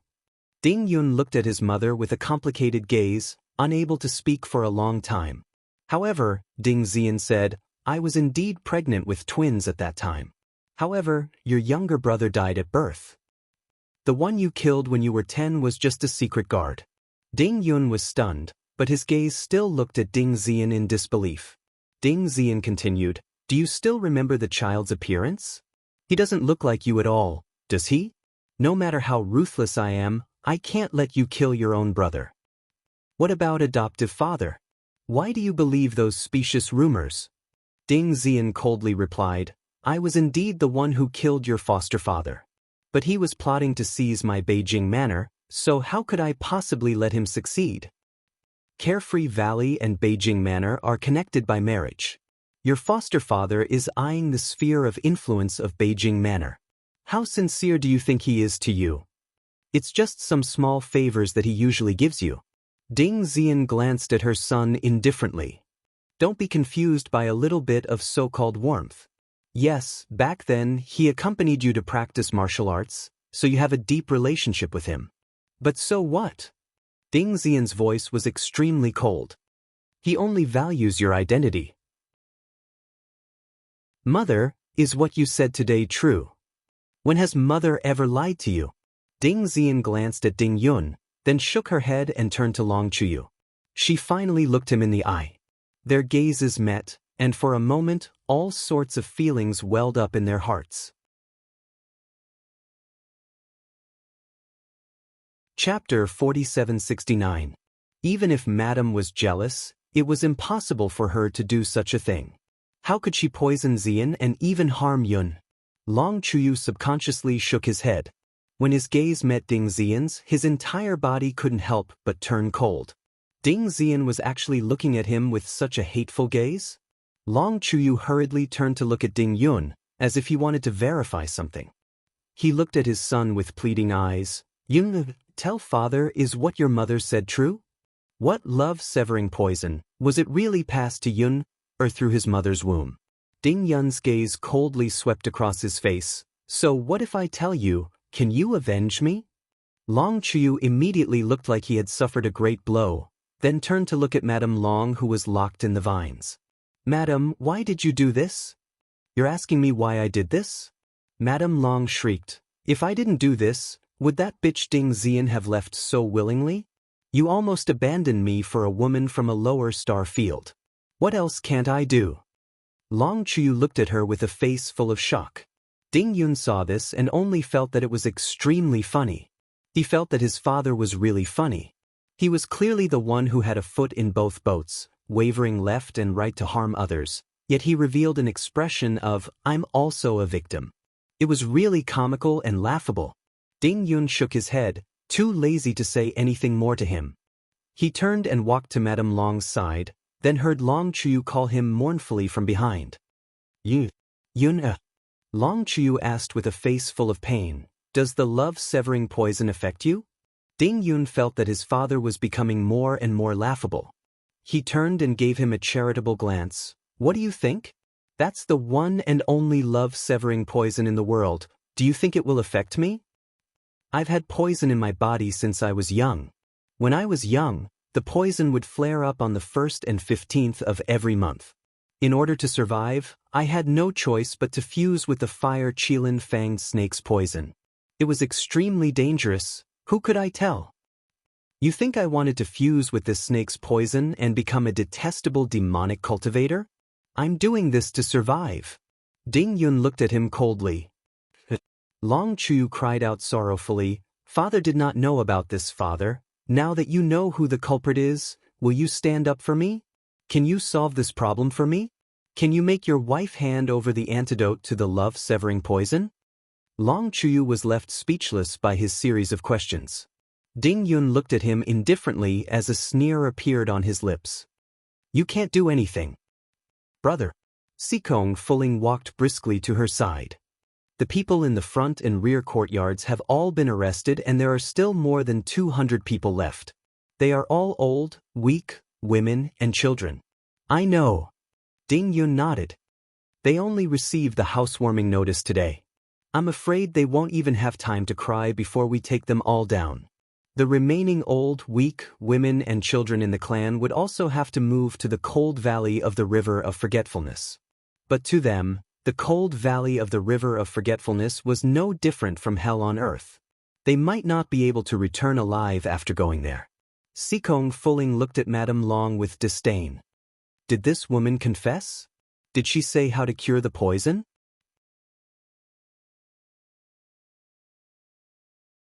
Chapter 4770. Brother, do you want me to use some special methods to let her enjoy herself? Sikong Fuling took out a flute and smiled sweetly in Madame Long's direction. However, even though her smile was beautiful, it made Madame Long's hair stand on end. She was horrified. Ding Yun reached out and patted her shoulder. Then I'll leave it to you, Fuling. All right. Sikong Fuling grinned and placed the flute in front of her. Just as she was about to blow the nightmare demonic flute, she heard Long Chuyu's pitiful cries behind her. Can you let her and Shangyun go? The two of them never had anything to do with you. Sikong Fuling smirked and interrupted Long Chuyu's begging with the sound of the flute. On the other side, Long Shangyun and Long Huan's group, who were heading toward the Forgetful River's cold valley, were surrounded by the demon sect's followers. The two parties began an intense battle on the sea. More than half of Long Huan's 3,000 personal guards had been exhausted in the previous battle. Now that they were surrounded by the demon sect's fresh troops, they were naturally defeated. Long Shangyun's lips were slightly pale. She held the bottle of soul-calming pills that Arbor had given her tightly. Her eyes were filled with anxiety as she kept glancing at Long Huan, who was fighting with the others. Long Huan was being surrounded by 3 Mystique Venerable rank experts and was barely able to defend himself.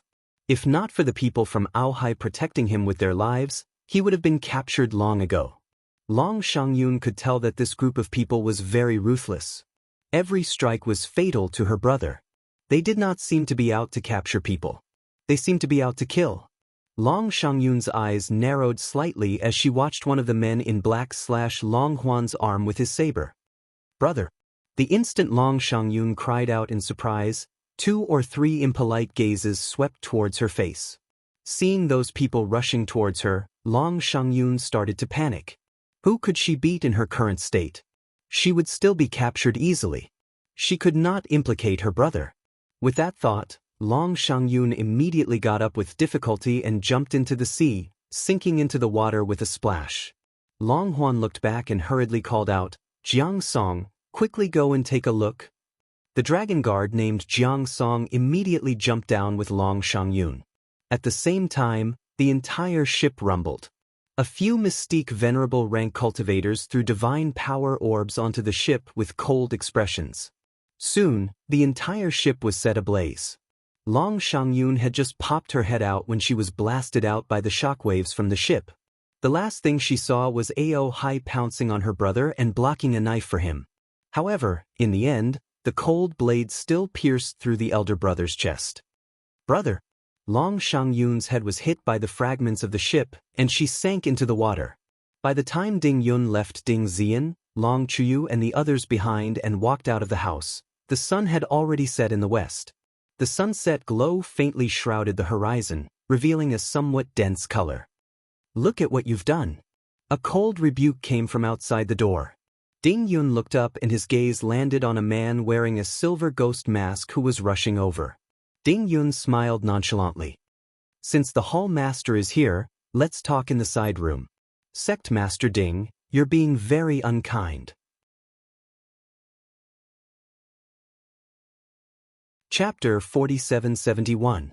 The red-clothed man leaned to the side and abruptly interjected, "You took action in advance but didn't say anything.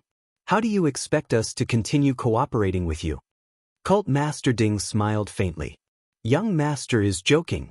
This is a personal grudge between me and the Dragon Clan, so there's no need for everyone to intervene." The Ghostface Hall Master glared at him coldly. "Cult Master Ding, you don't need me to trouble myself to remind you, right? We're in a cooperative relationship. Please inform us before you take action." "Okay." Ding Yun readily nodded in agreement. "Everyone, just treat this as an accident that I didn't consider carefully before taking action. I'll definitely inform everyone in a timely manner in the future. What do you plan to do now?" Fan Meng and Fan Yu, who followed the Ghostface Hall Master here, couldn't help but frown. "I'll resolve some old grudges between me and the Dragon Clan," Ding Yun said with a smile. "Everyone should be aware of my relationship with the Dragon Clan of Wangchuan." Gong Songfeng gazed deeply at Ding Yun, a faintly discernible coldness creeping onto his lips. This humble one truly admires Cult Master Ding's meticulous planning. Ding Yun raised his brows noncommittally.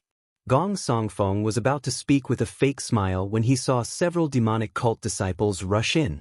When they saw them present, they were clearly taken aback and hesitated on whether they should go forward to report. "Is there something that you can't say?"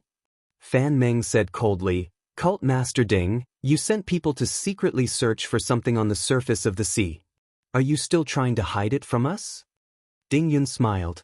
"Vice Hall Master Meng worries too much.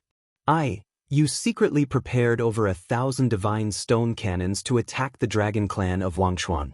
Attacking at the same time, you must have affected Jojo on the surface of the sea, right?" Ding Yun was silent for a moment before saying teasingly, "Ayaya, I was wondering why you came in such a hurry. So you came for that stoic face. If it's because of this, you can rest assured." The little stoic has been a little fellow with good karma from beginning to end. Nothing can happen to her except for anyone else. Gong Songfeng sneered. You're truly ruthless. Ding Yun raised his eyebrows. No one would have thought that you were the one who had been watching the situation from the sidelines. Fan Meng looked at Cult Master Ding in front of her with an indifferent expression. You deceived them so miserably. Fan Meng's lips curled into a sinister smile. That Dragon Clan leader actually believed your nonsense. He thought that as the Dragon Clan's leader, he really had the ability to release that human-shaped sacred beast. Young Master Ding looked at Fan Meng with interest and suddenly laughed loudly. It's her own stupidity, all right? I'm just looking for two people to intentionally or unintentionally mention the legendary humanoid sacred beast in the sacrificial sea abyss to her. It's that old woman's selfishness and greed that's causing trouble. If it wasn't for that, how could she possibly be used by me? Ding Yun sneered. After all, this is our last chance, isn't it? What's more, your heavenly fate also played an indelible role in this. Ding Yun said with a chuckle, after all, I didn't refine the medicinal liquid that made the humanoid sacred beast go berserk. It was provided by your organization. Speaking of which, the heavenly fate truly had many talents. It was truly surprising that they could refine a medicinal liquid that could make a sacred beast go berserk. Chapter 4772. If it weren't for your esteemed organization's top-notch frenzy-inducing medicinal liquid, I wouldn't have been able to do it. That bottle of catalytic medicine in the old hag's hands wouldn't have been able to accomplish anything, all right? What a joke. That old hag actually thought that her group of useless clansmen could really refine the ingredients needed to make the frenzy-inducing medicinal liquid from the holy beast Black Dragon? Ding Yun couldn't help but snicker. What a joke.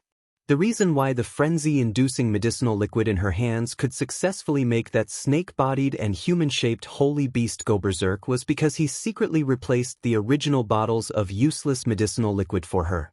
The reason why the frenzy-inducing medicinal liquid Long Qian threw out was due to the contributions of that group of genius alchemists from Alseer. Fan Meng looked at young Sir Ding coldly. You're really quite ruthless. Back then, you secretly summoned that human-shaped holy beast in the dark in front of the little stoic. Weren't you worried that the holy beast would tear her apart? What do I have to worry about? Darkness flashed through young Sir Ding's eyes. Wouldn't someone risk their life to protect her? Not only Fan Meng, but Gong Songfeng's eyes also involuntarily narrowed. So, this guy was certain that Mo Lien would risk her life to save the little stoic? His true target was actually that crown prince of the divine province? Everyone looked at this cult master Ding, whose mind was full of twists and turns, in astonishment. Gong Songfeng was even more vigilant.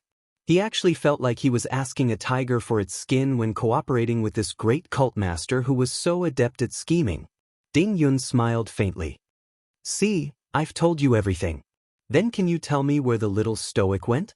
He practically didn't need to summon those demonic cult disciples who hurried over for questioning to know that they definitely couldn't find the little fellow in the sea of forgetfulness. Could it be that this facial paralysis hid in his portable godly domain at the critical moment?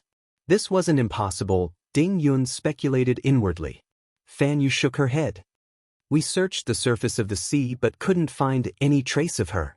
It seems that she was thrown very far away because of that tremor. Fan Yu paused.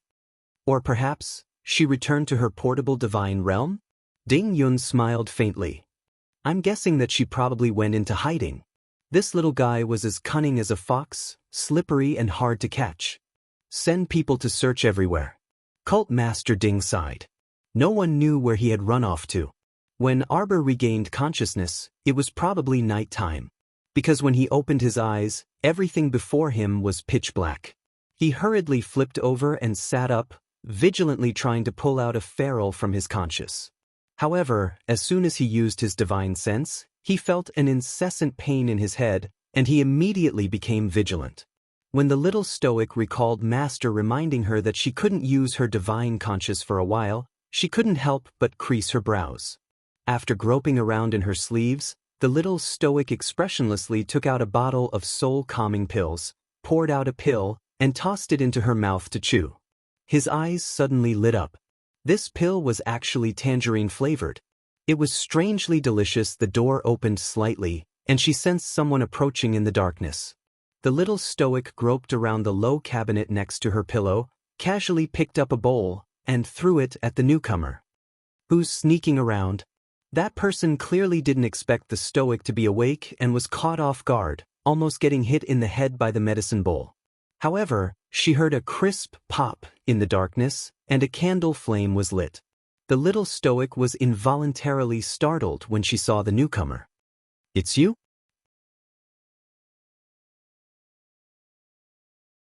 Chapter 4773. Fifth young Master Qin glanced down.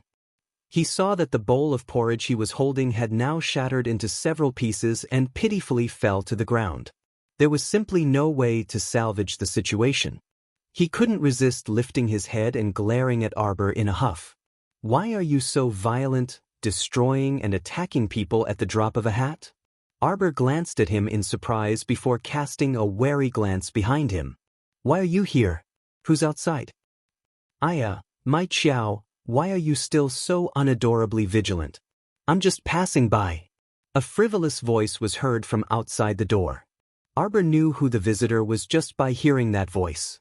His small face immediately put on his trademark expressionless face, and he didn't even bat an eyelid as he coldly said to the door, "Get in here." Eldest young Master Qin strode through the door, his handsome face beaming with amusement. "Long time no see, my Qiao." The little stoic's hand was as quick as lightning, and she threw a handful of small nails at him without a second word. Eldest young Master Qin's handsome face that was like a spring breeze contorted slightly. He placed one hand on the door frame and forcefully flipped his body outside. A row of black nails as thick as a pinky finger was nailed into the door in a very consistent manner. A woman's shriek was subsequently heard, accompanied by hurried footsteps. The group of subordinates frantically called out, "Young master, young master." They scrambled to unsheath their swords from their waists, looking ready for battle. When did an assassin sneak onto the ship and attack their eldest young master viciously without a second word? Eldest young Master Qin twitched his mouth and waved his hand helplessly. It's fine. There's no assassin, there's nothing at all. Withdraw." Eldest young Master Qin pacified his nervous personal bodyguards. "Withdraw? What do you mean it's fine?" Arbor heard a woman's shrill shriek from outside the door. "Eldest cousin, I told you not to save that person inside. She's so vicious and doesn't know what's good for her. She doesn't have the slightest bit of gratitude, so what's the point of saving her?" When Arbor heard the words, "eldest cousin," he couldn't help but roll his eyes at the sky. She had come. After parting on Sikong Star, his cousin Yang Fengyan, whom he hadn't seen for many years, had actually been brought to the 3 continents by the Qin estate. It was indeed easier to get things done when there were people in the residence. With Yang Fengyan's terrible talent and cultivation at that time, even if she died in this lifetime, it would be impossible for her to climb the heavenly stairway to the middle 6 prefectures, let alone wander around the 3 continents. So talent and whatnot could not be generalized. Many people who were hundreds of times more talented than Yang Fengyan could not obtain the qualifications to come to the upper realm just because their family's influence was weak. "I already said it's fine. What's the fuss about?" The eldest young master's voice was tinged with impatience. Obviously, he was not in the mood to continue arguing with Yang Fengyan and the others. "Miss Yang, you don't need to worry too much about our eldest young master. You just need to take care of yourself." A woman's indifferent voice sounded, covering Yang Fengyan's screams. "You're just a little concubine by my cousin's side. How dare you talk to me like that? Do you believe that I won't slap you?" "All right." Eldest young Sir Qin pressed his aching temples. "Everyone return." Yang Fengyan stomped her feet. "Eldest cousin. No way, I'm worried about you. I have to stay and watch that little bitch inside to prevent her from making a move on you again." Qin Xian's expression instantly darkened.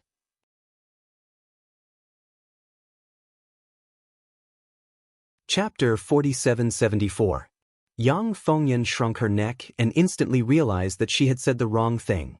She pursed her lips and bashfully said in a small voice, I was also worried about cousin. Who do you think you can control with your mediocre martial arts skills? Eldest young Sir Qin didn't leave any face for his cousin at all and mocked her without any trace of politeness. With your fancy moves, you won't even be able to withstand a single punch from the little stoic. The eldest young Sir said impatiently, if you don't want to die, then scram further away. Yang Fengyan stomped her feet indignantly. Her cultivation back then was just a bit higher than mine. Cousin, don't exaggerate, all right? Are you sure she's just a bit higher than you? Eldest young Sir Qin's handsome face frosted over as he glanced irritably at Cousin Yang. He scoffed. All right, don't cause trouble here. Hurry and leave. If it weren't for his father's sake, would he warn this idiot in front of him? Who cared if she died or not? Qin Xian turned around and walked towards the room. He hadn't taken a few steps when he heard fifth brother stutter to the little stoic, how could you kill eldest brother? The little stoic said, I never need a reason to kill. Fifth brother continued to stutter, you're not someone who kills without batting an eyelid. Why would you describe yourself like that? The little stoic said, how would you know what kind of person I am? Fifth brother stopped stuttering and smoothly said, you're just not good at expressing yourself. Actually, you have a pretty good heart. Otherwise, you wouldn't have saved me back then, and you wouldn't have disdained me for being troublesome while taking care of me. You saw what seventh brother did to me and even helped teach him a lesson. I know you're not that kind of bloodthirsty person. Qin Xian's footsteps paused, and he heard the little stoic scoff. That's because you don't understand me too well. Qin Xian, why did he feel like these two people's conversation contained a bit of inexplicable humor? One stuttered while the other was as cold as a brick. Fifth brother, this child, had always disliked interacting with others, and he loathed interacting with women even more. He didn't expect that he would be able to say such a coherent sentence in front of the little stoic. You are an extremely good person, fifth young Master Qin said. Arbor, who had been labeled as a good person, silently raised his head and glanced at the fifth young master. He was too lazy to respond to him. What kind of good person was she? Don't think that she would let her guard down just because they gave her the good person card to numb her. People from the Qin estate had appeared in the river of forgetfulness, and had even coincidentally saved her? Things that were too coincidental inexplicably gave off the smell of conspiracy. Jojo, I'm coming in. Eldest young Sir Qin shouted from outside the door, don't throw concealed weapons at me anymore. It was so scary just now. Arbor glanced up and saw eldest young Sir Qin stride in first, followed by Yang Fengyan and a somewhat familiar-looking woman. When Yang Fengyan saw Arbor, her eyes blazed with hatred as if she was meeting an enemy. Her pair of beautiful eyes stared fixedly at her, and she bit her lip tightly without uttering a sound. Arbor glanced at them. Are you guys planning to put me under house arrest? Yang Fengyan was like a firecracker that ignited at the slightest spark, and she jumped up. Who put you under house arrest? My eldest cousin and the others saved you out of the kindness of their hearts, so why aren't you the least bit grateful? Instead, you're acting so overbearing. Why are you in the sea of forgetfulness? Arbor glared sharply at Qin Xian.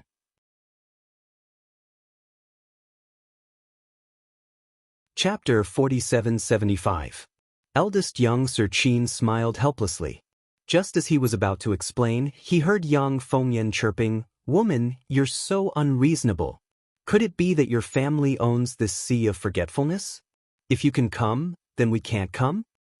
We, the Qin estate's people, can't go anywhere. Yang Fengyan glanced at the little stoic complacently. Let alone the river of forgetfulness, even if it's the holy domain, we can go there if we want. Arbor threw her a severe gaze. You don't know the rules. I'm talking to your eldest young sir, is it your place to interrupt? Slap yourself 10 times. Everyone, Yang Fengyan's face instantly turned red and green, as if it had been painted green. She was so angry that smoke seemed about to come out of her head. You, don't go too far. Yang Fengyan had only spoken halfway when she saw the little stoic raise her hand. A terrifyingly huge force pushed in front of her. Yang Fengyan screamed and reflexively wanted to hide behind someone else, but how could the little stoic allow her to escape since she was the one being targeted? A crisp slap landed on her face from a distance. Yang Fengyan fell headfirst out of the door in a very sorry state. Her head probably hit the ground, as it made a rather dull thud. Eldest young Sir Qin rolled his eyes helplessly. He already told her to stay outside and not follow in, but she refused to listen and insisted on coming in to challenge the little stoic's bottom line. It was as if she was seeking death, burrowing in to take this slap. What else could he say? She truly forgot the pain after the wound healed. She was simply so stupid that he couldn't bear to look at her directly. She had completely forgotten how she had suffered at the little stoic's hands back then in the Qin estate, right? Perhaps Yang Fengyan was dazed from the fall, for she didn't make a sound for a long time. Arbor looked up at eldest young Sir Qin and asked suspiciously, "Why did you appear here so coincidentally?" "I've been here for more than half a month." The eldest young Sir rolled his eyes irritably and walked to her without consulting anyone. He raised his hand and rudely poked her head. "Don't always suspect others. I don't have a trace of malice toward you. What are you doing in the Sea of Forgetfulness?" If it was said to be sightseeing, then it would be too far away. Moreover, in this boundless Sea of Forgetfulness, there was no reason to stop. Eldest young Master Qin smiled at her. "Our estate has received news that the largest pond lotus sacred realm in the River of Forgetfulness will open in half a month." "Ahem." Eldest young Master coughed in embarrassment. "I'm definitely not the one who came here to scout. But I saw that I had nothing to do, so..." Arbor looked at him with disdain, and the young Master looked back at her innocently. "You do have a lot of free time." "Jojo." Eldest young Sir Qin threw her a coquettish glance with a grin. "Tell me, how vigilant are you? No matter how I look at it, none of them look like good people." Arbor was silent for a long time. Suddenly, he said expressionlessly, "Why do you keep winking at me? I can see that your eyes are clear and spirited. You don't seem to have any symptoms of an eye disease. Do you want me to take your pulse?" The 5 young masters were speechless. Eldest young Sir huffed, Jojo, I'm not playing with you anymore. You really are an unromantic blockhead." Arbor glanced at him expressionlessly. "Then do you want to take my pulse?" "I'll take your pulse." Eldest young Sir Qin couldn't resist rolling his eyes. Chapter 4776. He silently ridiculed the little stoic in his mind. Not only is this stoic slow-witted, but she also can't see people. I wonder what's going on. Take him, for example. Even if the Qin estate's eldest young Sir, who was as beautiful as a flower, intentionally loitered in front of Sir Jojo all day long, the little stoic would definitely turn a blind eye to him. "Want to eat?" Sir Jojo's shout brought eldest young Sir Qin's wandering thoughts back. When he returned to his senses and met Arbor's pitch-black eyes, eldest young Sir involuntarily chuckled. "Okay, I'll instruct people to prepare it right away. You fainted from the divine stone cannon earlier, so you can't eat too much random food. How about I cook you a bowl of plain porridge?" Just as 5th young Sir finished speaking, he saw the little stoic turn around and shake her head at him. She said resolutely, "Want to eat." 5th young Sir couldn't help but want to laugh when he saw her determined expression. Arbor said expressionlessly, "I want to eat red braised pork." 5th young Sir originally wanted to tell her that this dish was too greasy and that she was more suited to eat bland dishes. In the end, when he saw the little stoic's frozen expression, for some reason, the words that reached his mouth actually turned into, "Okay. I'll go take a look in the kitchen." 5th young Sir fled in defeat. Arbor was baffled, not understanding what was going on with 5th young Sir Qin. Seeing that 5th young Sir also followed him out, the little stoic then raised her hand to check her pulse. She wanted to check her body's condition. Why was she so weak that she couldn't even touch meat? She also didn't know which quack had prescribed her a prescription while she was unconscious, saying that she was suited to eat bland food. She couldn't help but be taken aback when she checked her pulse. Unwilling to give up, the little stoic then checked her pulse 3 times in a row before finally confirming one thing. Her pulse was smooth and round, like a bead on a plate. This was clearly a pregnancy pulse. Just by looking at her expression, it was absolutely impossible to tell that she was agitated. Who would have expected that her heart was surging abnormally right now? She simply didn't dare to believe her own pulse. The little stoic was still worried and checked her pulse twice. When she lifted her head, there seemed to be a flickering luster flowing in her pair of watery eyes, and he couldn't discern the slightest hint of joy or anger. She, who had lived 2 lives, had become a mother for the first time? What kind of life experience was this? She didn't know, but if someone familiar with her was here, they would be able to tell that her breathing was erratic and her heart was beating rapidly. It should be smooth and sleek, like a pearl moving on a plate. This was clearly the pulse of pregnancy. Just by looking at her expression, it was impossible to tell that she was emotional. Who would have thought that at this moment, her heart was surging with emotions? He couldn't believe his own pulse. The little stoic was still worried and checked her pulse twice.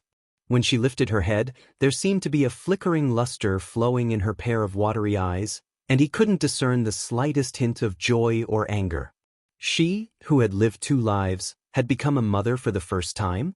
What kind of life experience was this? She didn't know, but if someone familiar with her was here, they would be able to tell that her breathing was erratic and her heart was beating rapidly. It should be smooth and sleek, like a pearl moving on a plate. This was clearly the pulse of pregnancy. Just by looking at her expression, it was absolutely impossible to tell that she was agitated. Who would have thought that her heart was surging abnormally right now? He simply didn't dare to believe his own pulse. The little stoic was still worried and checked her pulse twice. When she lifted her head, there seemed to be a flickering luster flowing in her pair of watery eyes, and he couldn't make out the slightest hint of joy or anger. She, who had lived 2 lives, had become a mother for the first time? What kind of life experience was this? She didn't know, but if someone familiar with her was here, they would be able to tell that her breathing was erratic and her heart was beating rapidly.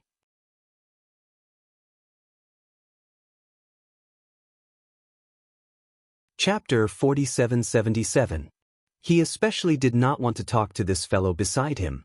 This fellow would occasionally tell him, "My Jojo misses me, my Jojo misses me, my Jojo misses me, what is my Jojo doing now?"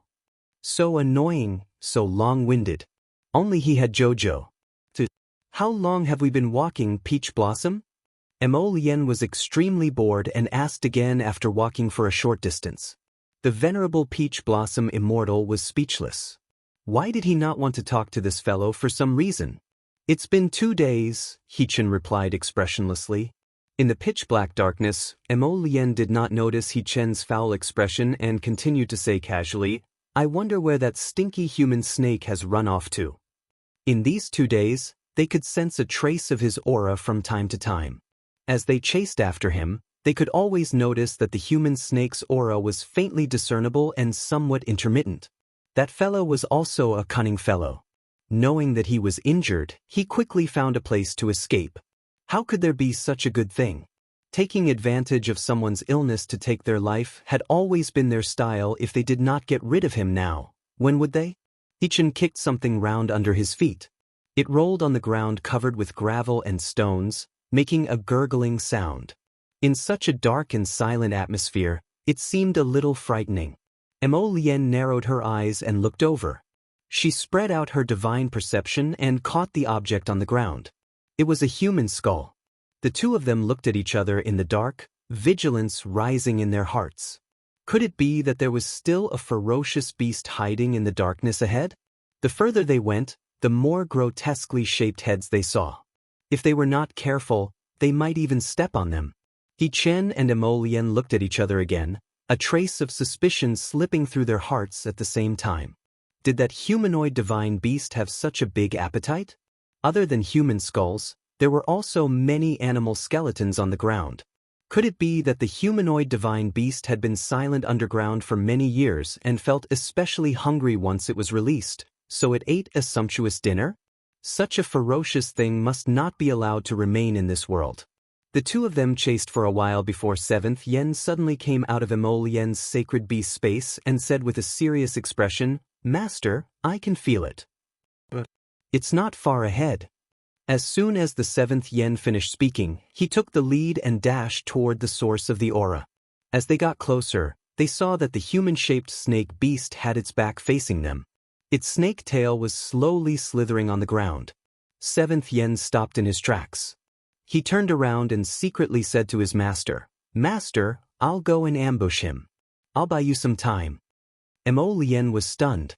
Just as she was about to ask 7th Yen what time he was trying to buy for her, she saw him fly towards the back of the humanoid sacred beast without saying a word. He was so fast that Lien didn't have time to stop him. Lien could not help but tense up when she saw 7th Yen jump onto the back of the humanoid sacred beast. They had all experienced the power of this matured holy beast. 7th Yen, that little rascal, could not possibly be a match for the humanoid sacred beast. Just as Lien and Zhichen's hearts were about to jump up, the humanoid sacred beast also turned around when it heard the sound of wind whistling from behind. However, when he turned around, he met 7th Yan's big eyes and couldn't help but be stunned. 7th Yan's fist was aimed at the back of the humanoid sacred beast.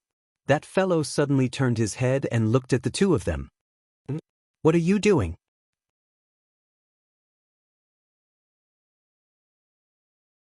Chapter 4778. What was surprising was that the moment the holy beast spoke, it cautiously took 2 steps back. That defensive little expression on her face made people feel a little annoyed. They were the ones who should be on guard. What was the meaning of this mature sacred beast's defensive expression? 7th Yan's fist froze in midair. He put it down and glanced at him. You're awake?" His words seemed to have touched the sacred beast's reverse scale. He jumped up and shouted, "I've always been awake. When have I not been awake?" 7th Yen chuckled and said rudely, "2 days ago, when you went crazy in the river of forgetfulness, you were already not awake. That's because someone did something evil to me." The snake man's eyes were red with anger. He muttered, "I've guarded the river of forgetfulness for the dragon clan for so many years. In the end, they locked me up in the abyss of the sacrificial sea. When I get there, I'll skin everyone in the Wangchuan dragon clan alive." "Oh? Why would the dragon clan lock you up in the abyss of the sacrificial sea?" 7th Yen asked curiously. Yuan Shurchen replied calmly, "Isn't that obvious? Of course, it's because he went berserk. The dragon clan had no choice but to lock him up. Otherwise, if such a powerful sacred beast had stayed in the clan, the dragon clan would have been famous in the 3 continents decades ago." The humanoid sacred beast's face turned green and white.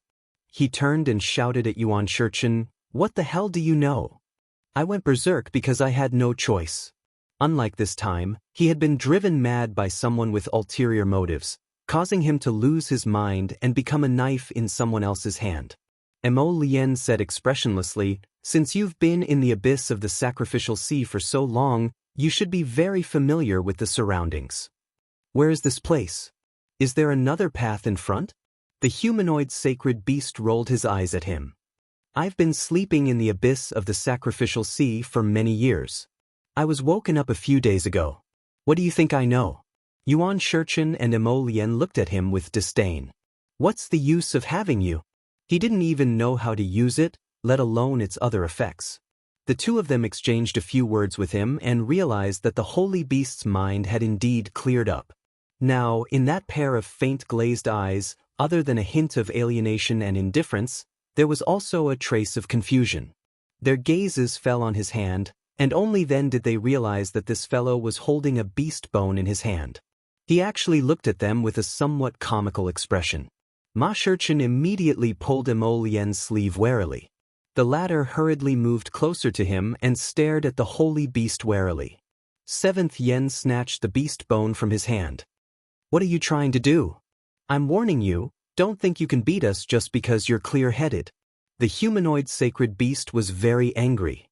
He raised his hand to snatch the beast bone from 7th Yan's hand. "How dare you? How dare you snatch my food?" Lien and Hechen held their breaths and waited. They were about to help 7th Yen beat up the human snake when they suddenly heard the creature's cry. For a moment, they thought they were hallucinating.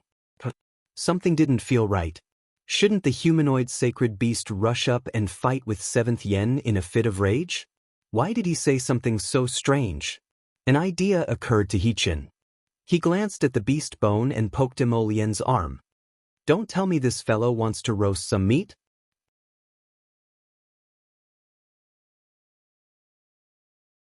Chapter 4779. While Yen Qi was in a daze, the divine beast snatched the holy beast from Yen Qi's hand. The humanoid sacred beast snatched the bone from Yen Qi's hand and glared at Yen Qi angrily. If you want to eat it, go find it yourself. There are many more over there. Strange. Why did he feel like the mature super holy beast in front of him had walked down from a pedestal? Why did he feel like his image was disillusioned? He was as strong as he was when he wasn't calm before, but now he was as chunibyu as he was. Hichin hurried forward and asked tentatively, do you want me to roast it for you? The humanoid holy beast's eyes lit up slightly. He pretended to ponder for a while, glanced at Hichin, and nodded his head reluctantly. Since you want to show your filial piety so much, this old man will give you a chance. Hichin, how could he beat this old thing to death? How's your cooking? The humanoid holy beast asked seriously. It's okay, Hichin replied weakly. Jojo also praised my cooking skills before. The humanoid holy beast's eyes lit up. Then, he asked with a straight face, Jojo is that wretched girl holding the ancient holy sword, right? Why is she so hot-tempered? She slashed me with her sword without any explanation. She was crazy. Didn't she know that super holy beasts like him were hard to find in this world? How could there not be more? How could she bear to kill such a precious holy beast? She was a wretched girl who didn't care about her life. Hichin blinked. How should I address you? You juniors can just call me Senior Lanshan. Emolien. This guy was taking advantage of her. Why did she feel so irritated? Zhualanshan glanced at Hichin. Seeing that he had borrowed some fire from the kid beside him and was roasting the holy beast bone as if he was roasting it, Zhualanshan instantly felt happy. Why are we here? Emolien couldn't help but roll her eyes. If not for the fact that she couldn't beat this guy, she really wanted to punch and kick him. You still have the nerve to ask? It's all your fault that we're here. Just now, I spread out my divine sense and looked ahead. I found that this place is vast and deep, and I can't see the end of it. Zhualanshan coiled up his snake tail and sat down on the ground. This old man has decided to rest here for a while and eat something before continuing. Emolien looked at him expressionlessly. Look again. See if you can sense any signs of life in front. What do you mean? Zhualanshan asked in confusion. Yuan Shurchen couldn't help but twitch the corner of his mouth. What he meant was for you to spread out your divine sense and take a look. Are there any holy beasts stronger than you nearby? How many saint beasts do you think there are in this world? As Zhualanshan spoke, he raised his chin proudly. A saint beast stronger than me has yet to be born. Even 7th Yen, who was standing behind him, could not help but roll his eyes at the snake man. What's wrong with this beast? When he didn't speak and just fought, he felt quite cold. His expression was indifferent and cold, and his moves were quite ruthless. The defense of his copper skin and iron bones was also very shocking. Basically, he was indeed in an invincible state. But even so, who would praise himself so immodestly? There are so many corpses piled up nearby. Something powerful must have passed by here. It could be a human or a beast. It could be neither human nor beast. Only then did Zhualanshan have a look of realization.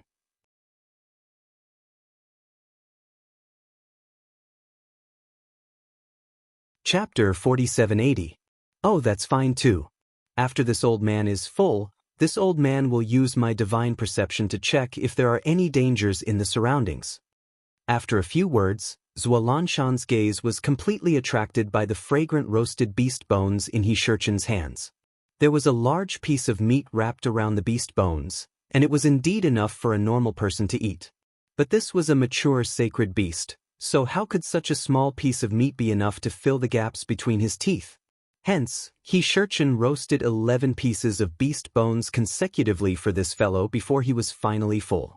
After eating his fill, Zhualanshan looked very happy. All right, let this old man take a look.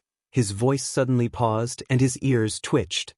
Seems like something is approaching. I wonder if husband has any food to eat. Sir Jojo muttered to himself as he held a piece of red braised pork in his hand. Husband and rotten peach blossom fell into that pit, so I wonder what the situation is now.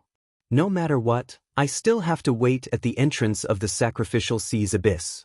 Perhaps I can wait for Jojo's lotus and rotten peach blossom there? Is the food not to your liking?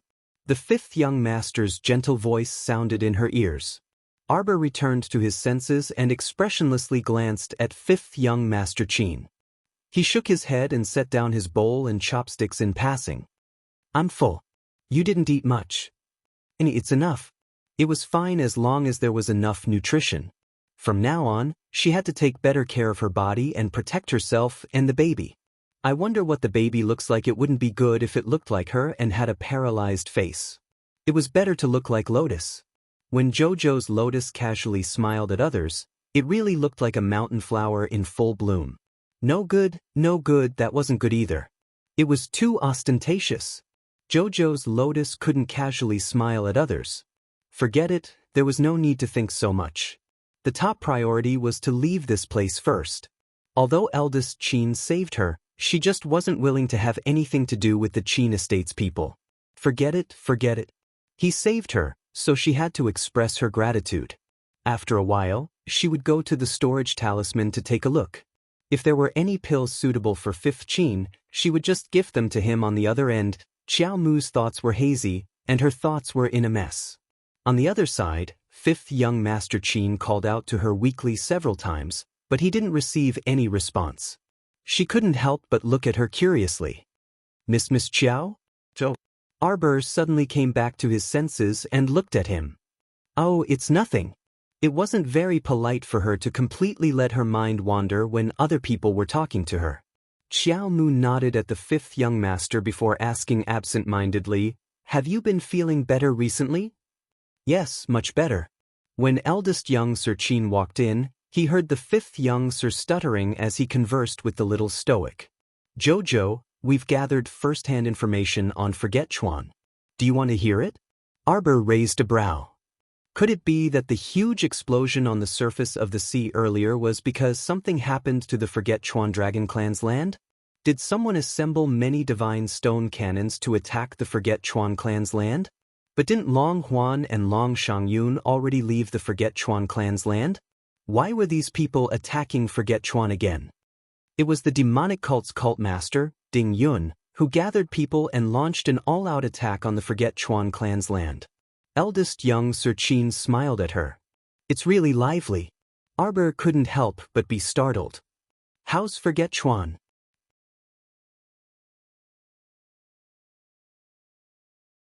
Chapter 4781.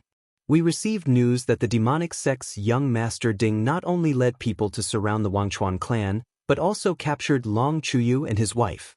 In addition, he also sent people to deal with Long Jiang and Long Shangyun. Arbor was taken aback when she heard this. Her fingers tightened slightly as she asked expressionlessly, why did he capture Long Jiang and Long Shangyun? Eldest young master shook his head with a smile. Not capture, kill. Arbor's eyes widened abruptly. After a long pause, she said, What other news did you receive? Spit it all out at once. Who exactly did this fellow learn this habit of speaking half and leaving half unsaid? Eldest young Master Qin couldn't help but be amused when he saw her serious expression. This fellow simply dragged a stool over and sat down beside her. Crossing his long legs, he smiled at her and said, Hey, how did you know that I know more than this? Arbor glanced at him expressionlessly, too lazy to talk to him. Was there even a need to think about it? Although eldest Qin, this fellow, had a mischievous and unreliable appearance on the surface, he was still extremely meticulous in his work. Since he sent people to keep an eye on the Wangchuan Dragon Clan, he must be paying attention to every detail, big or small. I'll tell you everything. Eldest young Master Qin nodded and said with a smile, The news I received is that during the encirclement, Long Jiang perished, and Long Shangyun was smashed into the sea of Wangchuan by the ship's fragments. She hasn't been found yet. Arbor reflexively clenched two fingers. Qin Xian lowered his head to look at her small hands and said with a sigh, Jojo, you still care about them very much. I've already sent people to search for Long Shangyun. Don't worry, as long as she's still breathing, the people I sent to search for her will be able to save her. He knew that this little fellow was a stubborn and soft-hearted little fellow. That was why he had sent people to search for that girl Long Shangyun earlier. However, the Sea of Wangchuan was extremely large. If Long Shangyun transformed into a mermaid and hid in some underwater cave, it wouldn't be easy to find her. Ding Yun's people are also searching for her now. It seems that he wants to see her alive or dead. Eldest young Sir Qin sighed and said, "Your uncle and aunt probably won't have a good ending in his hands." Arbor was silent for a moment before he nodded indifferently. Long Chuyu was Ding Yun's biological father. As his son, he did not feel sorry for his father, so it was even more impossible for her, his nominal niece, to meddle in other people's business. Lord Jojo didn't want to get involved in the trivial matters of the Forgotten River Dragon clan. It was just that Long Shangyun was a little too innocent after all. Don't worry, Jojo. I've already sent many people to look for her. I'll be able to rescue Miss Long before Ding Yun does. Zither young master said with a smile. Arbor glanced at him and said coldly, "I'm not worried about her." Eldest young Sir Qin stood up with a smile. All right. You're not worried about her. Who can you fool with that look in your eyes? He was obviously very worried about Long Shangyun, but he liked to pretend that he didn't care. The eldest young master smiled and shook his head. Jojo, rest well. I'll come and see you later. Arbor really wanted to shout at him, "Don't come and find me if there's nothing." But he heard this Zither young master say with a chuckle, "I'll bring you the latest news of the Forgotten River Dragon clan when the time comes." Hence, Xiaomu didn't say anything. Forgotten River Dragon clan water prison Sikong Fuling put down the demonic flute in her hands and looked smilingly at the girl who was tied to the iron pillar with her head drooping.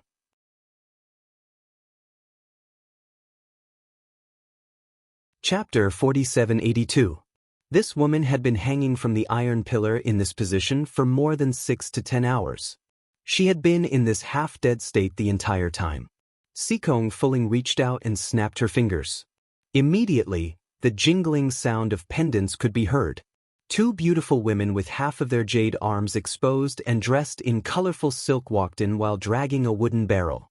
They bowed to Sikong Fuling. "Saintess." Sikong Fuling nodded and looked at the drooping woman with a faint sneer in her eyes. "Madame Long, you're quite stubborn. Come, move the people in." Madame Long abruptly raised her head and stared fixedly at Sikong Fuling with bloodshot eyes, as though she wanted to swallow her whole. Her eyes were filled with a cold fury and venomous light as she stared fixedly at Sikong Fuling and didn't move away for a long while. Sikong Fuling didn't take it to heart as she smiled and waved her small hand. "Hurry up, I have excellent news to tell Madame Long in a while."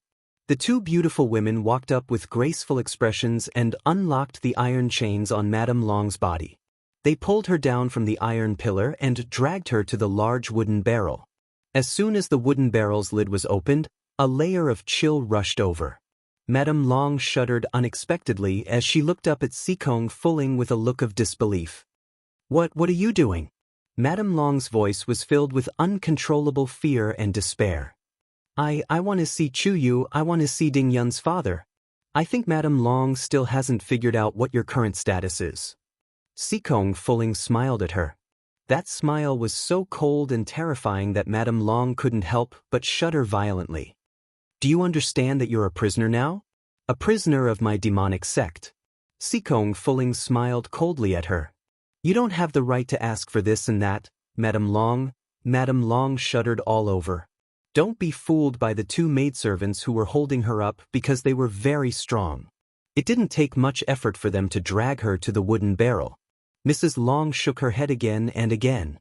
Her cultivation was low to begin with, and now that Ding Yun had sealed the last bit of spirit energy in her body, she was like an ordinary person who was at the mercy of others.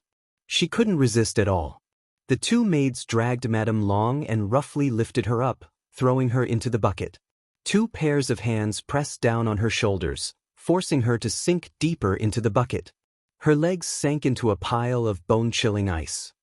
"How does it feel, Madame Long?" Sikong Fuling smiled faintly at her. Let you stay in this bone-piercing ice spirit for 2 hours. Oh no, it will only take about 1 incense stick's worth of time. Take a guess, will your legs still be able to walk? Madame Long's pupils constricted as she screamed, I want to see Ding Yun. Let me go. You dare to treat me like this? I want to see Ding Yun, I want to see Ding Yun. Sikong Fuling smiled at her and picked up a fist-sized ice spirit. She crushed it into powder and threw it at Madame Long's face. Madame Long instantly shuddered as that iciness drilled into her neck. Madame Long, your son, Long Jing, is dead. Madame Long widened her eyes in disbelief and repeatedly shook her head as she shouted sternly, Impossible! My Jing? Went to the forgotten river Cold Valley. Clap, clap. Sikong Fuling clapped her hands twice and chuckled as she instructed the guards who walked in.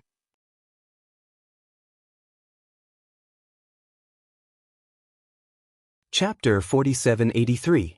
Madame Long doesn't believe that the young master of the Wangchuan Dragon Clan is dead. Bring him in and let Madame Long take a look. As soon as she finished speaking, those guards immediately moved Long Huan's corpse in and threw it in front of Madame Long's wooden barrel. The corpse had already been blasted into bits and pieces by the god's stone cannon, but half of his face was still intact. It was indeed her Huan. Madame Long's eyes widened as she cried out in pain. My son! Her vision turned black, and she fainted. Sikong Fuling shrugged and threw a look at the 2 maidservants beside her. The 2 gorgeous maidservants grabbed Madame Long's hair and slapped her face twice. Madame Long slowly woke up, only to hear a cold voice ringing in her ears. Madam, if you don't want your son to be unable to rest in peace after death, then you have to cooperate with me, right? What do you mean? Sikong Fuling reached out to take a small bottle of green medicinal liquid from the guard and looked at Madame Long with feigned surprise. You don't know? Tian Yun has a medicinal liquid that can revive a dead person after drinking it. It's just that the appearance of a walking corpse might not be that beautiful. Madame Long shuddered as she stared at Sikong Fuling in disbelief. My son is already dead, but Ding Yun, that heartless and unscrupulous person, still won't let him off? Sikong Fuling's eyes turned cold. You can finally question me now. Then, when you harmed my big brother, who could he complain to about the pain and suffering he went through? Look at you, who are you putting on that righteous face for? My eldest brother was only an infant back then, but he was killed by you. Don't you know how much suffering and exhaustion he has suffered all these years? I'm just here to settle this score with you. Shouldn't I? Madame Long couldn't help but laugh bitterly. Sikong Fuling impatiently interrupted, her eyes filled with cold fury. If you don't obediently tell me the antidote for the love-severing poison, even if your son Long Qian is dead, I can still bring him back to life and order him to be a slave or servant. Be careful, holy maiden. This woman is accumulating power to self-destruct. The 2 guards had sharp eyes and immediately saw that the wooden barrel had swelled and deformed. They hurriedly shouted. Sikong Fuling hastily took a few steps back. She had only taken a few steps out of the water prison when she heard a loud, dull sound coming from the water prison. When Madame Long self-destructed, Sikong Fuling only heard that woman shriek, Since I can't protect my son, then I will die with him. Sikong Fuling could not help feeling anxious. It didn't matter if that woman died, but she had to leave the antidote for the love-severing poison before she died. Madame Long's angry voice came from the air. Ding Yun, the love-severing poison in your body can't be cured. You are destined to be alone for the rest of your life. You can't fall in love with anyone, otherwise you will die a horrible death. Ha!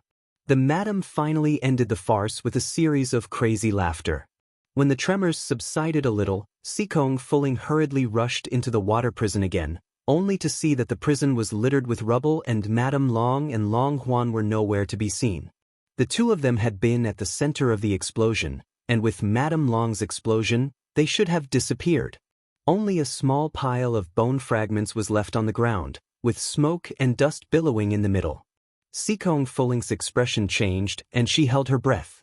Her bright eyes emitted 2 cold glints as she clenched her fists tightly and growled, They got off too easy.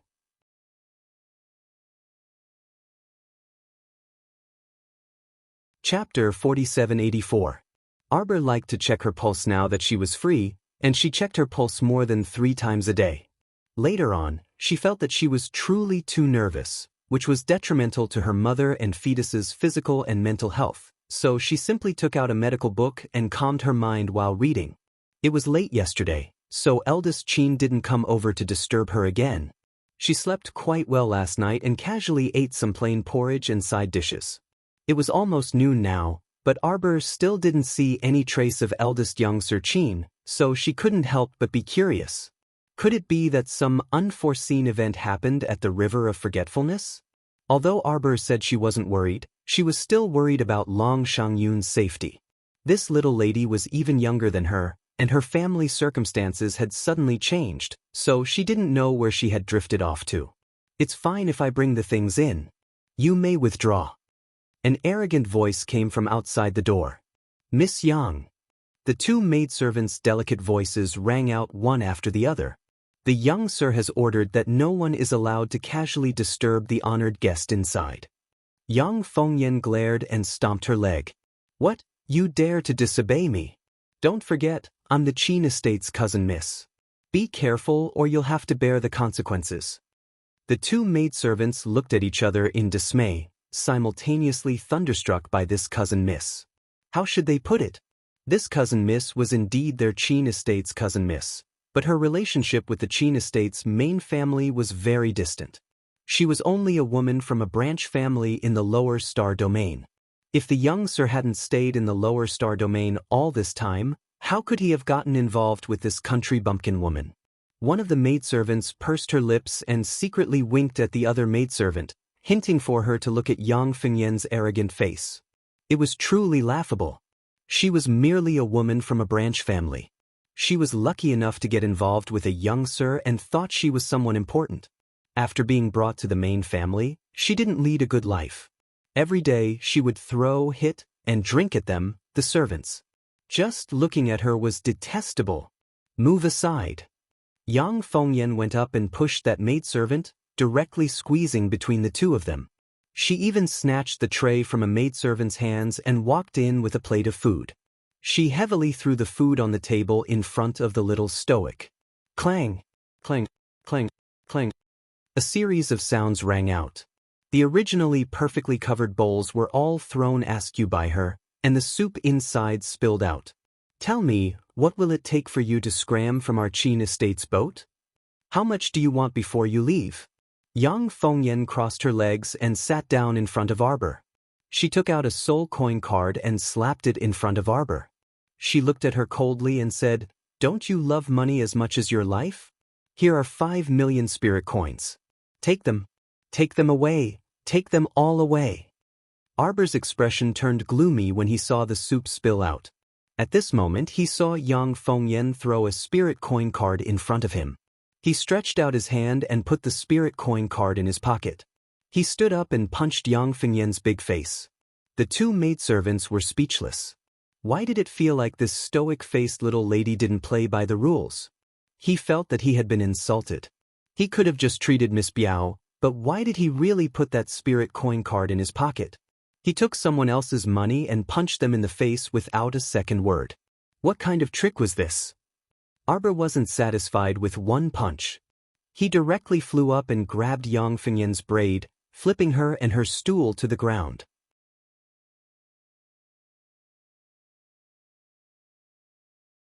Chapter 4785. Yang Fengyan rolled to the ground in pain. Her eyes had barely widened when Arbor stomped on her chest and crushed her forcefully. Yang Fengyan felt like her sternum was about to be crushed by that savage fellow. Her back was embedded in the rectangular chair, and she felt excruciatingly painful everywhere. Ouch, ouch, ouch. Xiao Mu trampled Yang Fengyan under her foot as she stared at her in confusion. Did this girl's head get smashed? Why did it feel like she was even more stupid than when she was on Seekong Planet? Her soul couldn't have been taken over by someone, right? Arbor was paranoid and had a belly full of conspiracy theories as he carefully sized up the woman lying on her back on the ground. Upon closer inspection, he could still see the faint scar on her cheek, which was still half a color difference from the surrounding skin. Sir Jojo had already whipped her in Seakong Planet's Qin estate, so why didn't she learn her lesson? This Yang Fengyan was truly the classic example of forgetting the pain after the wound healed. She clearly knew Sir Jojo's temperament for insulting people, yet she still came to provoke him. If she had the ability to provoke Arbor, then so be it. The main issue was that she couldn't beat him in a fight, nor could she rebuke him. She always came in high spirits only to return in disappointment. Didn't she find it boring? Arbor, you let go, let go, let go. Yang Fengyan felt like her sternum was about to cave in from that stoic face. Her charming little face couldn't help but turn green, and her entire body trembled in anger. Qiao, Arbor, you stepped on me. Arbor looked at her with an indescribable expression, and he exerted more strength in his foot. Yang Fengyan's breathing stopped, and she almost couldn't catch her breath and completely fainted. When Fifth Young Master Qin heard the news and came over, he saw this scene. Fifth Young Master wordlessly rushed over and said weakly, "Qiao, Miss Qiao, could you first let go of Miss Yang so we can talk?" Arbor turned to glance at Fifth Young Master. She was the one who ran over to be beaten. Fifth Young Master, why do I have nothing to say? Big Brother had brought people out to search for Long Shangyun and had yet to return. Why did he have to deal with such a matter? Miss Qiao. Fifth Young Master braced himself and said, Let's not, don't be agitated. Release Miss Yang first. If Miss Yang is in the wrong, then we'll make her apologize to you. When the little stoic heard the words, "Don't get agitated," she thought that was right and hastily retracted her foot, secretly vexed. She was now the mother of a child. She should be more mature and steady. How could she get angry with Yang Fengyan, this retard? It was simply too impulsive. Arbor glanced at the Fifth Young Master, coughed lightly and retracted his foot. "Alright, take her out. Don't show her to me before I leave the ship. She's very annoying to look at." Fifth Young Master's mouth twitched. He nodded and turned to look at Yang Fengyan. "Why aren't you helping Miss Yang up?" The man's face was cold as he shouted at the two maids who were watching the show. The two maids hastily rushed forward and pulled up Yang Fengyan, who was moaning incessantly, from the ground. It would have been fine if she hadn't moved, but the moment she moved, Yang Fengyan felt like all the bones in her body were falling apart.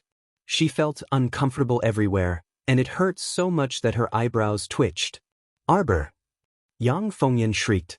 Before she could start cursing, she heard Fifth Young Master interject indifferently, "Why aren't you helping Miss Yang back to her room to rest?"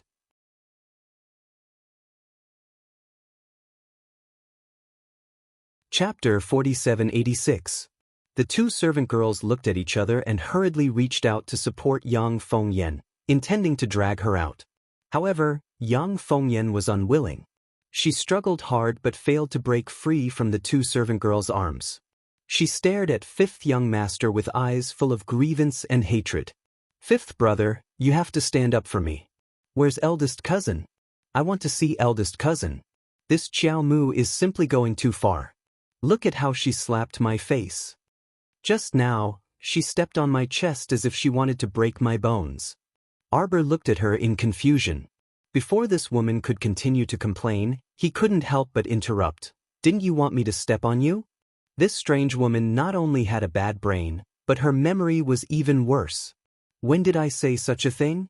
Yang Fengyan's pretty face twisted in anger. "Not only do you like to be rough and violent, you even lie through your teeth and accuse me wrongly." Arbor looked at her expressionlessly. "Just now, you were lying on the ground and kept saying, 'Step on me, step on me, step on me,' to me. You're not old, but your memory is already bad. Indeed, you're getting more and more stupid as you age." Fifth Young Master's lips twitched, and he continued to be speechless. Yang Fengyan, who was supported by the two servant girls, was so angry that she looked like she was about to fall to the ground and vomit blood. She found that talking to Arbor was simply too infuriating.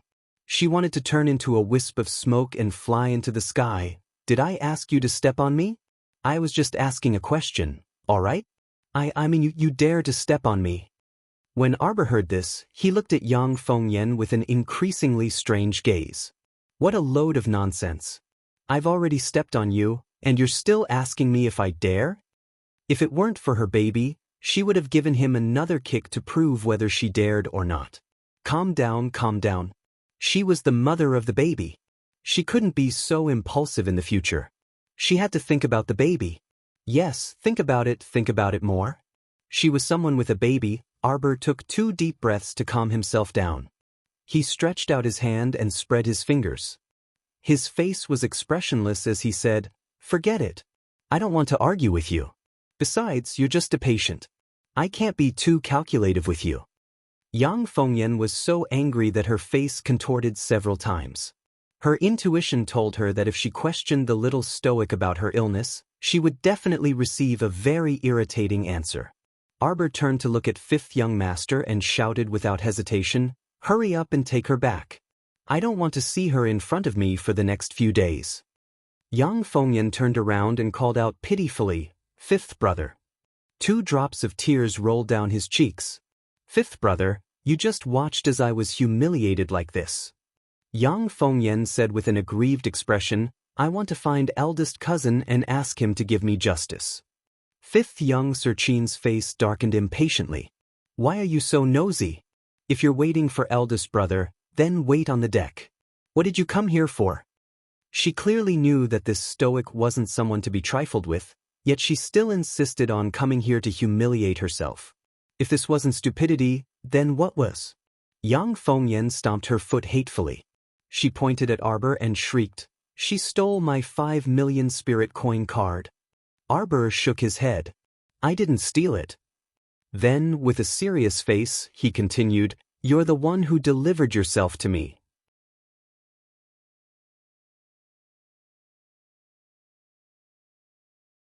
Chapter 4787.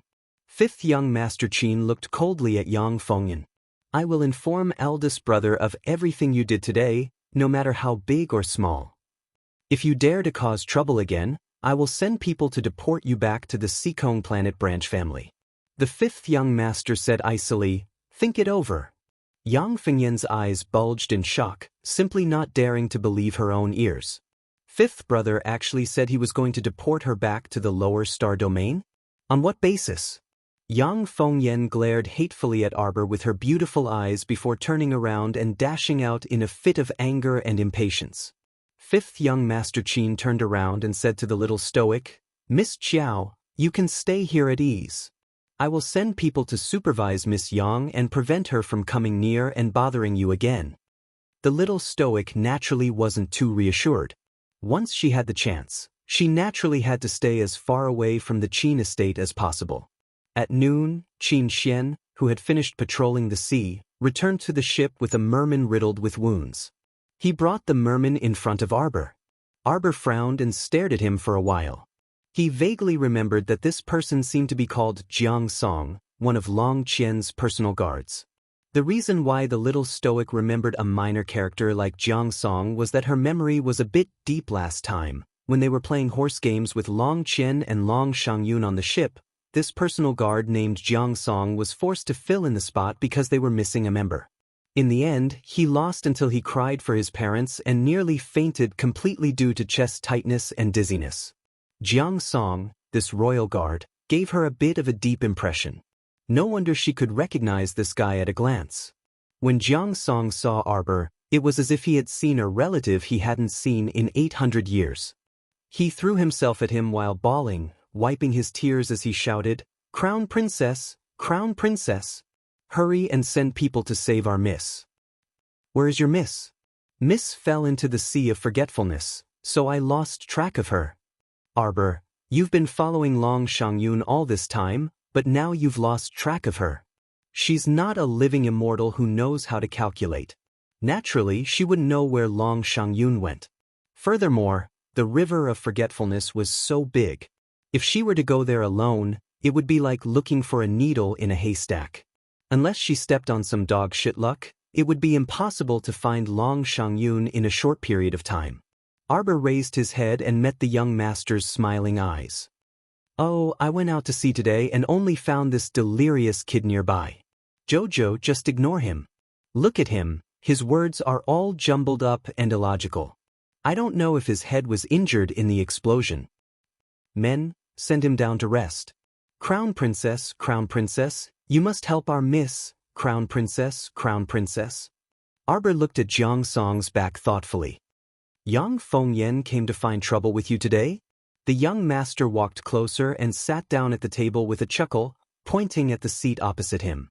Arbor looked at him expressionlessly and asked instead of answering, "Is this ship returning to Dragonflame City?" I told Jojo earlier. We plan to go to the Pool Lotus Sacred Land to take a look. So this ship wasn't heading to Dragonflame City in the Divine Continent. As they sailed, they would only get further and further away from the imperial capital.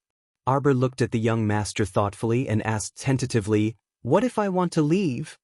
Eldest young master Qin sighed and said helplessly to her, "Jojo, I'm not putting you under house arrest. Wherever you want to go, just go." You're tuning in to the Dreamy Chapters YouTube channel. We're so grateful for your support, and don't forget to subscribe to join us on this incredible journey through captivating stories. Your generosity through donations truly makes a world of difference, as it's the primary source of revenue that allows me to expand and enhance this channel for you. Thank you from the bottom of my heart for being a part of this adventure.